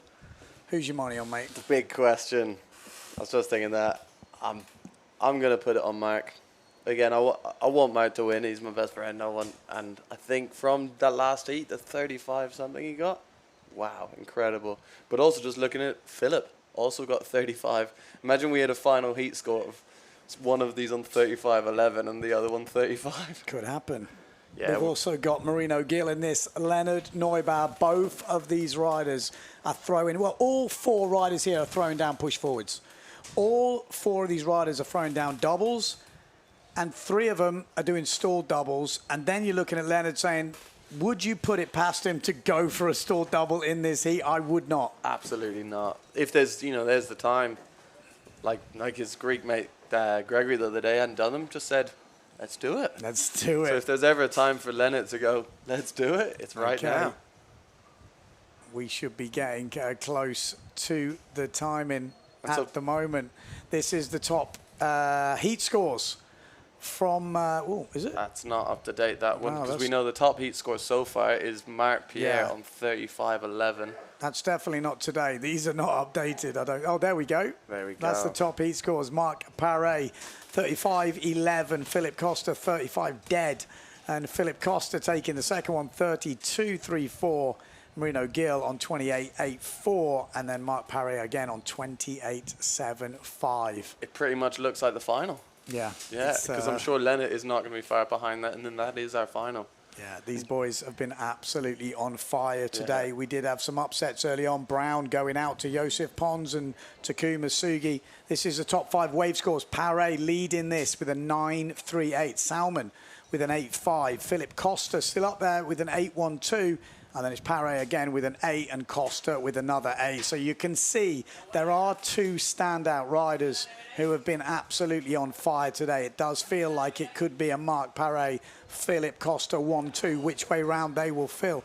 Jumps at the moment. We've got Paré with a 10, Costa with a 10, Philip Costa with another 10, Marino Gill with a 10, and Paré with a 10. So this is where Marino Gill comes into it. You know, push forwards, stall doubles. If he gets a good jump run, Marino Gill gets those jumps in early and gives him chance to put, you know, time in on the waves, this could be the big difference maker. You know, maybe Costa, maybe Paré don't get the jumps in early. They don't get lined up. And Marino gets those early wave jumps in. He's going to have a lot longer to get the wave rides in, and that could play a difference as well. The tide is definitely come up. It looks harder to get the jumps. Looks like we've got a bit more water, and just maybe it's not as bowly anymore. Yeah. So it's a bit more wish-washy around. Actually, as we look, we just saw Antoine coming in there. Did you see that double? He I did it's a see push loop, something. and then it did that over rotation on the next push loop. He did say he wanted to try it, but it's good effort. He's getting some cheers, or I think this is the guys going in the water, or it could be Anton coming back in. I mean, he knows the crowd's watching. So you asked me the big question. I'm going to ask you the big question. Who do you think? Who's it going to be? I'm obviously biased because I'm a Cinema-sponsored rider. But I'll be honest, before this event, I thought Costa was just looking in incredible form. In these conditions, it's hard to bet against Costa, but you just see how Mark's sailing. You know, I think it's going to be close. Yeah. I think it could be between those two just because how they wave ride. It's going to come down to who put, you know, it is a 50-50 for me. I don't think there's any massive standouts. I think Mark has put down the biggest heat score. I think what's maybe interesting, maybe we're going to see that wave like be a bit more high tide, and then possibly, maybe then it suits Philip a bit more, whereas maybe when it's a bit more bowly, you might be right. Suit Mark. It's a good point, actually, because Philip can kind of, I'm not saying freestyle, but he's able to project freestyle type wave moves when it's not so throwing. Exactly, you know? That's what I was aiming So he's Mark as well, to be fair. Yeah. But I said we can't count Marino Gill and Leonard Neubauer. Like, we haven't really mentioned him, but he is the danger man. He's got 0 to lose. No. We know he's going to go for the double and a push forward. We know that's going to happen, and he's going to just let it all hang out. Like, can he hang on in the waves? He's thrown down some good wave scores. He hasn't. They haven't really been holding him back, but he's going to need to find some sections. Yeah, I think as you think of the other three, Mark, Philip, and Marino, they're going to have some pressure on them. I think mentally, they're going to be expecting themselves to win. Whereas Leonard, you know, he's in the final. That's a massive win already. So I think maybe there's going to be a little less pressure. Of course, he wants to win, but of course there might be a little less pressure in the head, which, you know, that can make the difference. Yeah. But these guys, these winners out there, and they are winners, most of them, they've all won at a competition, I think, at some point or another. All of them have. All of them have. So they know how to win. They know how to turn on the heat when it gets hot. And that is what they are doing right now. This is going to be an epic final 15 minutes, 2 waves, 2 jumps to count. Are we going to get every move with 4 guys on the water? It's impossible, but the team are going to do their best job. So let's go and see how this heat is going to start out, because that could be the difference. Yep, that first run. And then it's interesting, are all 4 going to go at the same time, or is someone going to try stagger themselves, give themselves a bit more space? Costa likes to do that. He likes to start behind everyone a little bit. I've noticed that a few times. He might change it around here. We've got the crowd on the beach here in Cabezzo Beach, El Medano, Tenerife, for the Playa Surf Wind and Waves Festival, and it's absolutely delivered this week, and it's going to come down to this pro men's final. We've had the pro women's final done. Sarah Keita, the winner. Lena Erpenstein in second. And third place, Alexia Kiefer with Justina Schnadi in 4th. Now we're about to find out how the order will be in the men. Marc Paré has won the last 2 Tenerife competitions. Costa has won a fair few in his past as well. Marino Gil yet to win here. And Leonard Neubauer yet first ever time in a wave final. So he has already achieved many goals, I'm sure. And he's going to go out swinging. There's no two ways about it. It's not going to be his last, is it? This is going to be the first of a many, I reckon, for Leonard. Yeah. So interesting here, we see Philip has taken that little lead, but look, he's going to go behind these guys. Don't like the look of it. Marc Paré is going to lead us out. Yeah, let's flip this around. Oh, Marino Gil's already out there. And he's got a nice lineup here. Ooh. Keep your eye on Marino Gil. He's missed it. So he hasn't. He's come up empty-handed, Marino Gil. Marc Paré might have landed this perfect. Oh, it's a big stall double. Wow, that's incredible. And he got tagged on the takeoff as well. It's interesting. Here we go in Philip. Is he going to go stall double? Yeah, stall double. Oof. Ooh. Not the landing he wanted there. No. The board's flipped over. He's going to want to improve that. But yeah, that one of Marc's and Marino already up. Marc got sent upwind. But I guess that's the thing with the stall double. You've got so much time, you can maybe recover and go downwind. Yeah, that's going to be a big score. Is it going to be? I mean, that looked, it just nipped him as he took off. Yeah. I thought, oh no, this could go totally wrong. Like for any regular sailor, if there you go, 10 points, Marc Paré, what a start to the heat. That thing was massive. It was ginormous. 10-point double to kick things off. And the technical skill, as you say, to get hit by that. Most people get hit by a little takeoff and it ruins the whole jump. I think because he's going for the stall double, he just powers through it. Yeah. Wow, good start to the heat for Paré, defending champion here in Tenerife. Like I said, trying to go 3 in a row, which is incredible, and he's had a great start there. Yeah. I mean, you could see Marino. I thought he was going to hit that wave, and it just went a bit at the wrong timing. Paré almost a little bit late, but just powered through that lip to take off into that stall double. And Marino with a 6.62, so that's a good score on that. Yeah, so Costa playing catch up at the moment. How long will it take him to catch up? Probably not long, but he's already wasting time. Yeah. You know, Gil's already put in a 6.62, so he has got an advantage. Oh, maybe snapped it. Maybe snapped that board. Wow, well, something must have happened. Interesting. Yeah, not ideal. And here's Leonard, again, also on the red Severn. Well, that's not what he wanted on the first run of the heat. Oh, nearly a new move. Air spock or something. Crikey. Wow. It looks harder. Look at this. Marc's already escaped the waves for Marc Paré. You can see there. He is absolutely... Okay, we've got Marino. Marino's on his jump run. He's going. Has he got a ramp? No. It is so difficult with 4 riders in the water. But Paré looked like he was on a pretty tasty looking wave there. And he's gone a long way down the bunker, so he's definitely got a couple of turns in on that one. Yeah, definitely advantage Paré at the moment. There we go, 7.88 for that wave score. Shame we didn't see that. But that is a great start to the heat. He's absolutely coming out swinging once again. Out of the blocks. 12 minutes on the clock. Advantage Marc Paré in this final here in Tenerife. It is definitely, and Marino's not getting the luck of the draw there with the jumps. He's getting the ramp, but they're just a little bit flat, not giving that takeoff. Just putting in that safe second jump. He struggled with that last time, and sometimes you just need to know you've got something in the bag. Helps keep the nerves off. So wave score 6.62 for Marino Gil. We've got 3 minutes gone, and Costa yet to score. Double from Leonard, bit wet on the second and that rotation. I think with that wide angle's is very useful because we're going to see Philip go to the air. Yeah, look at this. Paré putting in that back loop, already on 28.38 points. That might even be higher than a couple of these guys' top score in this competition so far. And we've only had 4 minutes, and Marc Paré just wrapping into that first turn there. Wow. Push forward from Marino Gil. He's already in the game. That was a decent push forward. And Marc, wave 360, is he making that? Again, it's all action. Oh, he's gone down again.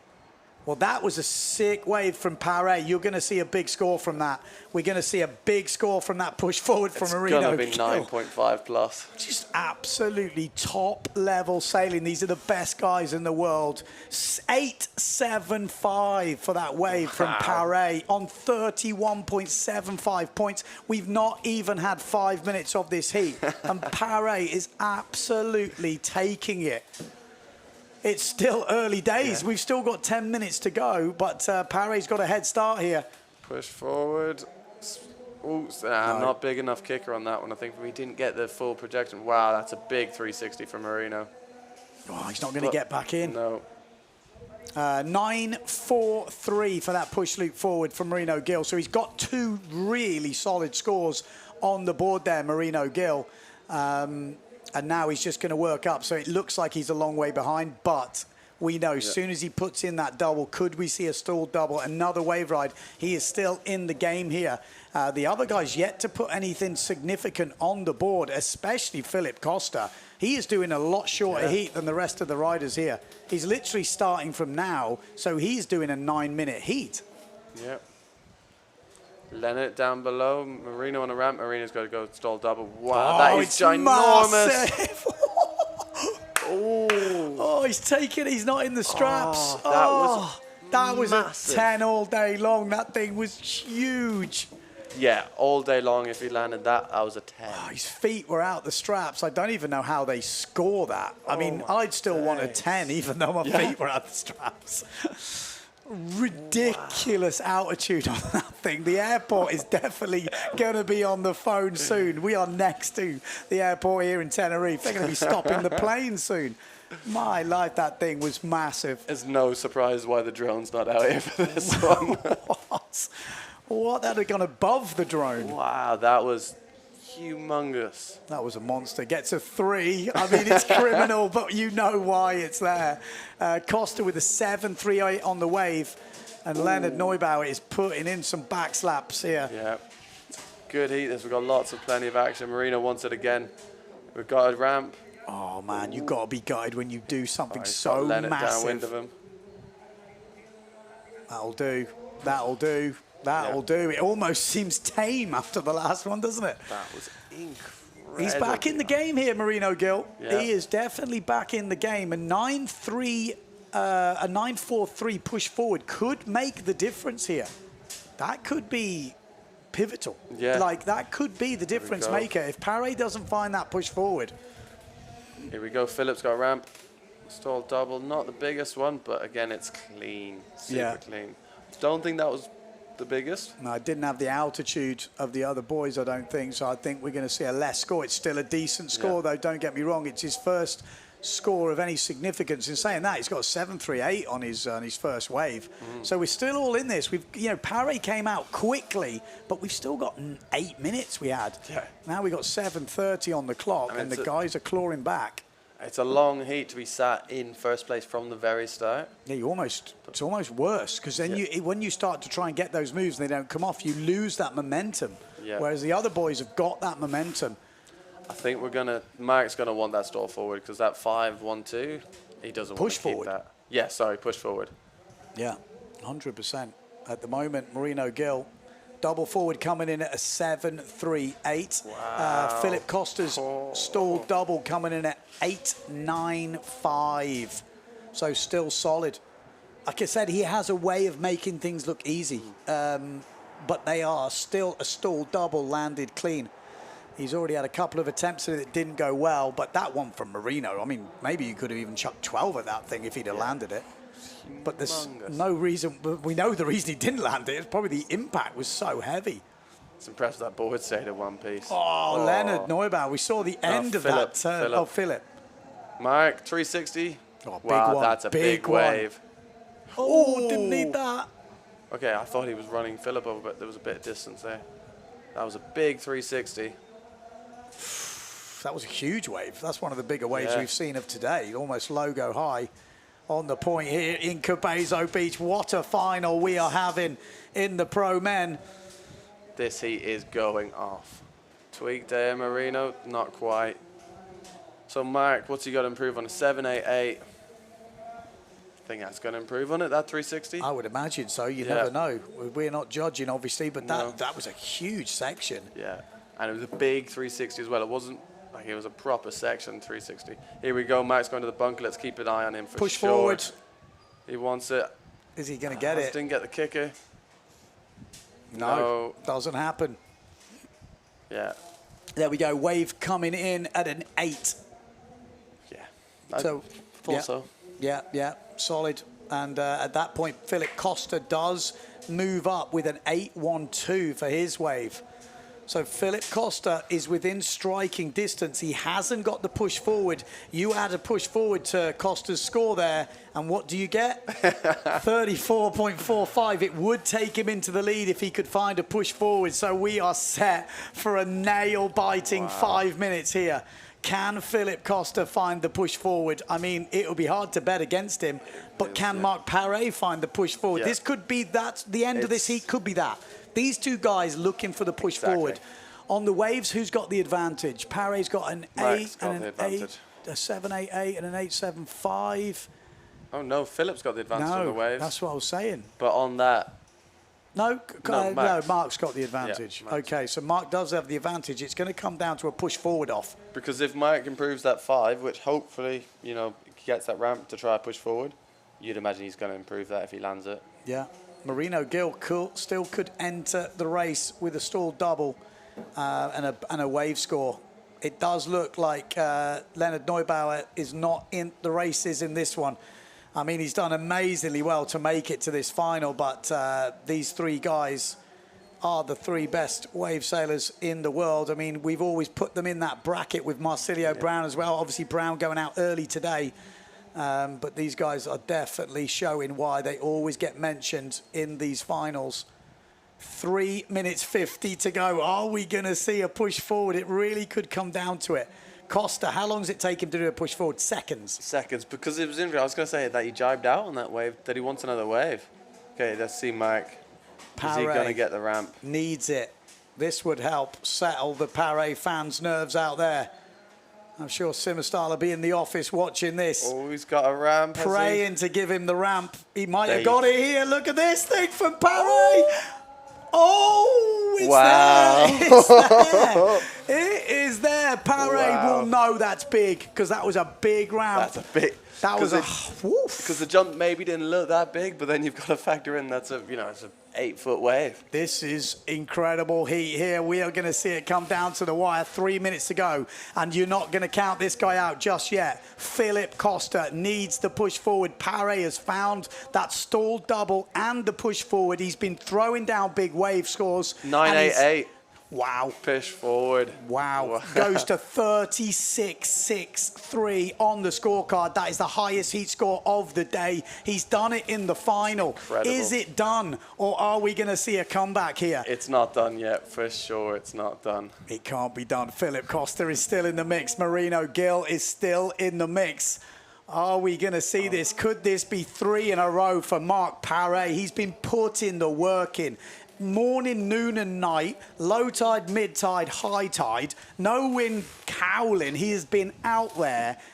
I mean, it's been crazy. The work, here we go. Ooh. 1 footed backy. Desperate times for Philip Costa. He's going to put in that, but it is a final. All the places count. Second here, it's not to be sniffed at. No, not at all. Obviously, they're all going for the win, but Paré has just thrown it down here. That's massive. Oh, push forward 10. They've upgraded it. Yeah, I mean, it's hard to argue with that, isn't it? So we were asking, are we going to see the 20 from the jumps? And what a place to do at the final. Ridiculous stuff, ridiculous stuff. Marino. 1 minute 40 to go. Advantage Marc Paré now. He's leading on the waves. He's leading on the jumps, and there's only 1 minute 30 to go. 3 in a row. I didn't know if it was possible. I mean, there is some top talent in this competition. It's not over yet, and this guy could still have a say. Absolutely. A good wave here, and then straight down the bunker for a push forward. Goiter. He's probably back in one-handed Goiter from Philip Costa in his usual. Whoa, big turns. Blow turn at the back. These from two are going Paré. hammer for hammer. Oh, this is a great final. We thought it would be between these two. And, if Paré had made that goiter at the end, it could have been good night, but it's still open. Keep your eye on Costa. He's going down the bunker. Will he get a push forward ramp? If he doesn't, this could be it. It doesn't look like he's going to find it. 45 seconds. It's good news for Paré fans. Marc Paré in first place with 40 seconds to go. Philip Costa in second. Marino Gil, can he catch Costa? Of course he can. We're about to see that wave come in from Costa as well, though, which might be pretty tasty. Leonard Neubauer at the moment in fourth place. He's got to be happy with that. He won't be happy with how this final has played out. But it's been all about Marc Paré and Philip Costa. Oh, this looks good. He's got some big scores to replace. It's over. 10 seconds to go. It is over. Congratulations, Marc Paré. You are the Tenerife Wind and Waves Festival champion 2026. What a performance from the Spaniard. Goes 3 for 3 here in Tenerife, and that is definitely going to help him to retain the world title this year. He's back in the game. Incredible. Ridiculous. There we go. We're just seeing a breakdown of those scores. He absolutely smashed it. If there's ever a heat to have, well, he saved the best score for last. Quite literally the highest event score of the whole event final. Wow. That's incredible. That was where we wanted to finish the men's final there. What a final that was. I mean, we thought it would be between Philip Costa and Marc Paré. We'd seen the scores. We'd seen these two guys going head to head. Marino Gil definitely had the tools to take it to him, but didn't quite go his way. But I think it was in those opening few minutes. Costa started badly. It didn't go well, didn't get that stall double early, and then Paré just came out the blocks. Absolutely. Killed it. Yeah.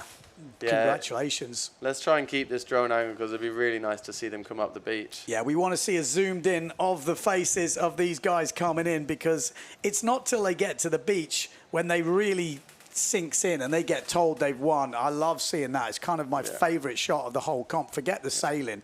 Just seeing how much work these guys put in. It's incredible. You know, you see all that happen in a moment. Yeah. You know, how long does it last? Half an hour, probably, 10 minutes, maybe even a couple of minutes. I've seen, you know, reporting on these top guys who win gold medals. It's only that moment, but everything is in the face in that moment. Incredible to see. So hopefully we can get a good look at him. Obviously, Paré's got his family here as well. I mean, 3 for 3. That's impressive. And then, of course, the first one, which we were just talking about the emotions of the beach, was the one his first event back from the List Frank. Yeah. When he really mashed up his foot. Came straight back, first event to win here. 3 years ago. Oh, yes. He's going to be over the moon. Man, he has been putting in the work. I don't think anyone would know. This guy is an absolute machine. He's been designing sails. He's on the computer programs. He's testing battens. He's doing boards. He's measuring boxes. He is literally doing everything, and he's winning World Cups. Yeah. It's incredible to see. No one will ever see it, I don't think, but from the guys inside Simmer, they know how much this guy has put into this. Incredible stuff. No, it's amazing to see. He's, as you say, he's always on the water this whole event running up to it. He's been sailing the crap days, the amazing days, all the hours. You know, he doesn't rest. He sails 3 times a day, every day, even more. When it's like 5, 6 and there's no wave, he's still out there. And that's one thing, but then it's delivering. In that, you know, that's a 15-minute hit you have to deliver. You don't deliver, all that work doesn't pay off. So there's only a few people in the world who will know how to do that. It's scary, you know, the competition machines. And that guy is definitely turning into an absolute beast. Absolute beast. Incredible stuff. I mean, congratulations to Leonard Neubauer in 4th place. Like I say, didn't have his best final. He won't be happy with that final, but I mean, to even get to that final is incredible. Yeah. Incredible. Really impressive. And then Philip and Marino, again, an amazing showing on the road to the final. Really impressing. Some of the best jumps we've seen in years. Yeah. He's definitely lit it up. Marino definitely lit the fire a few times because he was doing the stall double, that massive stall double where didn't quite stay in the straps at the end, but that thing was huge. I mean, you're going to have to check out the highlight video because Rafa and the guys are filming for the highlight video. I'm sure there will be some just absolutely insane clips from today. Amazing, yeah. Yeah, he's going to be a very happy boy. Here we go. So you imagine that goes well. Yeah. There's a different final, maybe. This Look was at that. ginormous. He was unlucky there, wasn't he? Leonard with the air Spock. I want to see some height on that Marino jump. My God, even downwind. Oh, Leonard there, I'd be like, oh my God. Can you imagine letting go of that thing? Oh, Marino, you got unlucky that this is a 10. Oh, tweaked out as well. Yeah, I mean. Lovely. Nah, it's amazing to see. And that's what we want to see. We want to see the emotion when the event's over, when they're coming in for the heat. Yeah, I'm sure like I said, I'm sure we're going to see the close-ups in the highlight videos as well. But what a great finals day that has been. We've had through from the semi-finals to the finals in the women and the quarter-finals to the finals in the men. They've concentrated everything on today. So there are a few other categories to finish off, and they were like, no, today is going to be the finals day. That's it. Everything else there is the full bracket. I mean, Joseph Pons, we've got to give him a shout out. He come from the second round there, all the way through that challengers into the main event, and then all the way up into the semi-finals. Really, yeah, he got the most money's worth. We were thinking maybe it was 100%. 100%. Joseph Pons got his money's worth. He said, look, Ben, I don't care. I just want to do a lot of heats. I'm like, well, and I spoke to him today. He's like, well, yeah, I actually did do a lot of heats. So definitely. Sail the blind, they're coming all the way through. And again, that's the thing of the challenges. It's not easy. No. There's really stacked sailors coming the whole way through, because, sometimes it might be that, it's in the challenges. You see Pons going all the way and almost getting to the final. Yeah, you've got to look at it as well. The challenges is not really the challenges; it's just the extended fleet, because now you have to get into top 32, and before obviously it was 48 man. So you're basically doing all those early rounds. It's like the double elimination. You're trying to push your way through, but the guys you've got in there could be guys who end up in the semi-finals because they're wild cards or there's something. So it's actually harder than the double elimination. Absolutely. Oh, fantastic. Well, what a great day that has been. I think we're going to take some ads now, and then we'll come back and we'll let you know where we go from here. But as far as I know, that could be it. We maybe get some podiums. But yeah, let's take a quick ad break, and I'll be back to let you know what the plan is.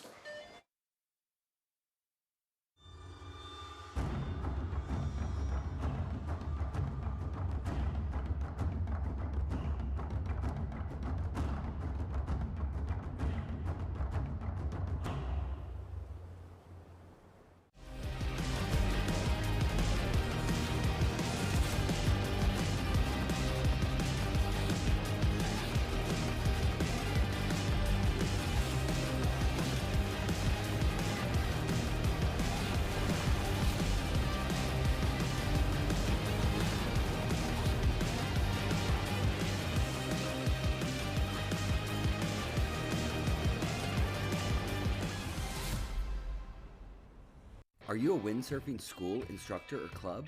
Well, it's never been easier to promote your business and start a WWT one-star event, joining thousands already participating in the global 5-star pyramid. One-star events are open to all ages and all skill levels. Flat water? No problem. Waves? No problem. The only requirement is fun. Head to worldwindsurftour.com today for easy steps to sign up. Bring them to the water and let them play. Vuelve el Wind and Wave Festival al Médano, Tenerife. Del 31 de julio al 9 de agosto, el windsurf más espectacular vuelve a Tenerife. Campeonato de España, Windfoil Challenger, con música, gastronomía y actividades. Nos vemos en la carpa.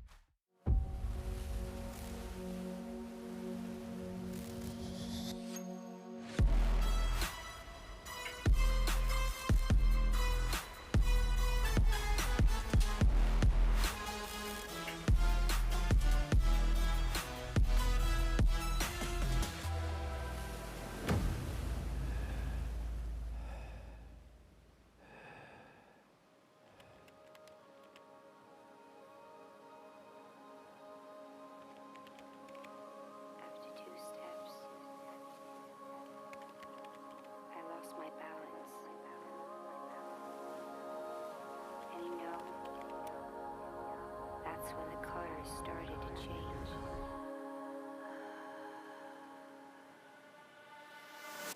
Good morning, Danny.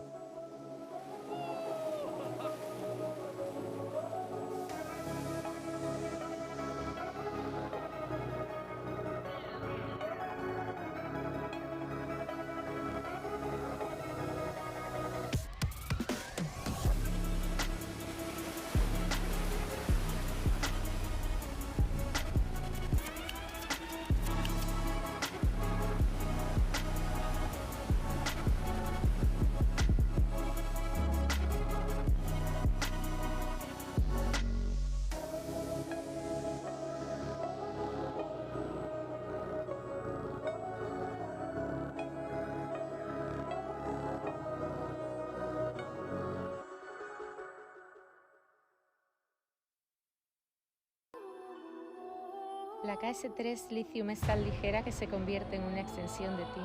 Descubres una nueva forma de sentir la ola. Y ahí es cuando nace tu surfing más creativo.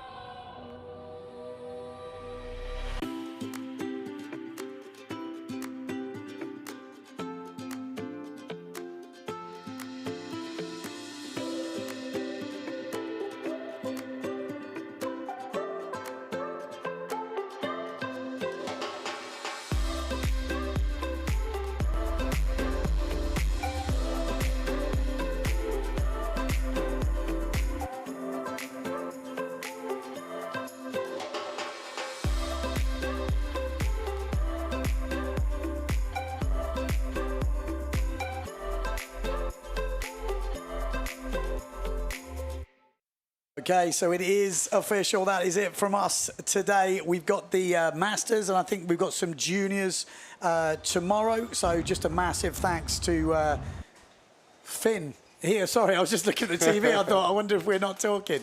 But yeah, massive thanks to Finn Mallon for joining the commentary. Epic, man, epic stuff. And Cool. What a great way to end the finals day. Yeah, no, it's been an amazing day. I'm happy, stoked to be in here watching these heats. And what a day. And congratulations to Mark Perret and Sarah Keita. Yeah, Incredible. some really good performances.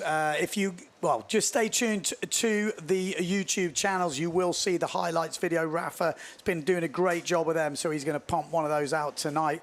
We're going to go and maybe have a cheers to a few of the boys on the beach and the girls and just congratulate them, because that was a hell of a performance. What a day. Like I said, join us tomorrow. The Masters, I might not be here. Maybe we're going to have to... Join me. It's going to be Finn. Prophet says he's going to take Mark's gear and do the exact same thing. I can't borrow Mark's gear now, because everyone will be like, hey, but it did that yesterday. I'm like, oh, no. I don't know if he'll let me have that gear. Yeah. But yeah, massive thanks to everyone. All the results and all the draws are online. It's worth watching, because going back on the live stream, if you missed it, and having a look, because it really is interesting. There was some great heats early on and some big upsets. Stay tuned. We'll be coming back tomorrow. See you then. See ya.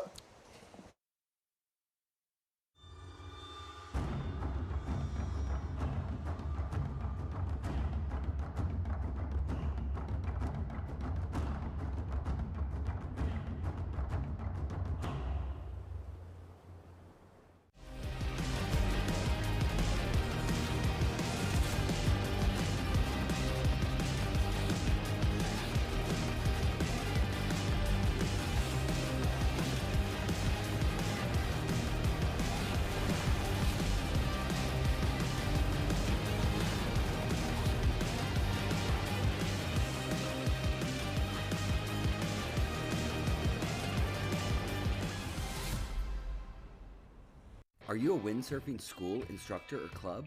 Well, it's never been easier to promote your business and start a WWT 1-star event, joining thousands already participating in the global 5-star pyramid. 1-star events are open to all ages and all skill levels. Flat water? No problem. Waves? No problem. The only requirement is fun. Head to worldwindsurftour.com today for easy steps to sign up. Bring them to the water and let them play. Juego inicial. Misión: completar la ruta y desbloquear el mapa de Granadilla de Abona. El objetivo: sentir un municipio 360 grados donde todo es posible. 3, 2, 1, arrancamos. Jugador 1, avanza. te esperan caminos de cable y silencio. Sube de la medianía al cielo y halla las gemas del hábitat. Una ruta exigente que enseña que quien camina con respeto descubre el valor de nuestra tierra. Jugadora 2. Tu meta está en el alma del pueblo. En el casco histórico, atrapa las gemas de la herencia, eventos, piedra antigua y la voz de nuestros mayores, guardianes de la tradición. Jugadora 3. Objetivo, innovación. Busca las gemas del desarrollo donde late el motor de la isla. Conecta con el talento y el comercio local. Aquí, el futuro se construye trabajando. Jugadora 4. Donde manda el alicio no manda marinero. Localiza las gemas ocultas en el azul de nuestra costa. Demuestra que la valentía tiene sabor a salitre.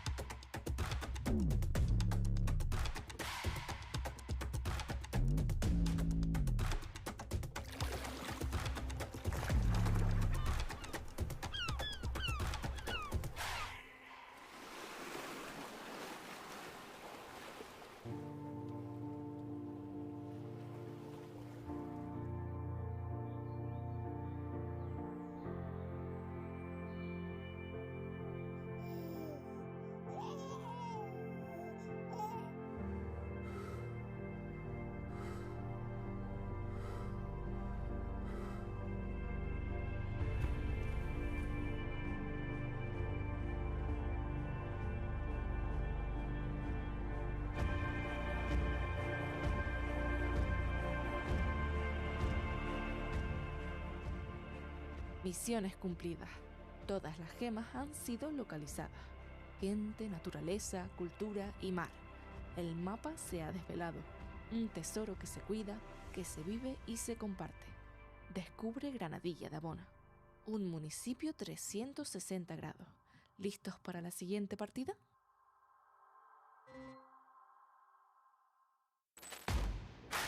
Vuelve el Wind and Wave Festival al Médano, Tenerife. Del 31 de julio al 9 de agosto, el windsurf más espectacular vuelve a Tenerife. Campeonato de España, Windfoil Challenger, con música, gastronomía y actividades. Nos vemos en la carpa.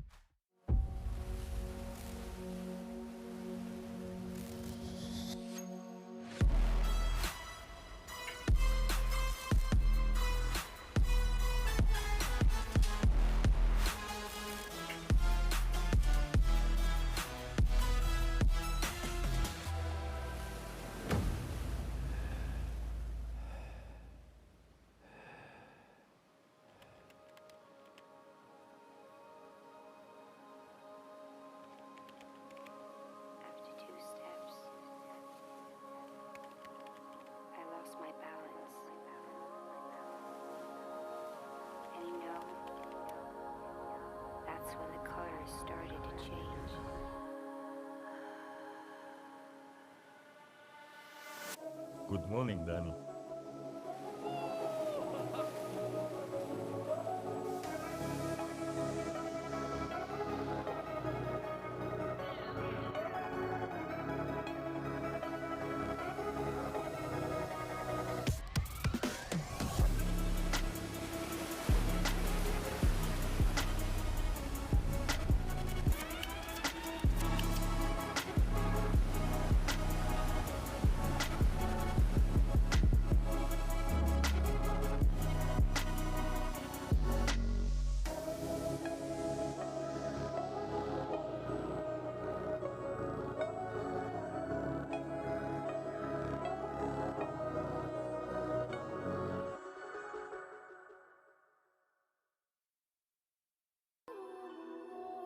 La KS3 Lithium es tan ligera que se convierte en una extensión de ti.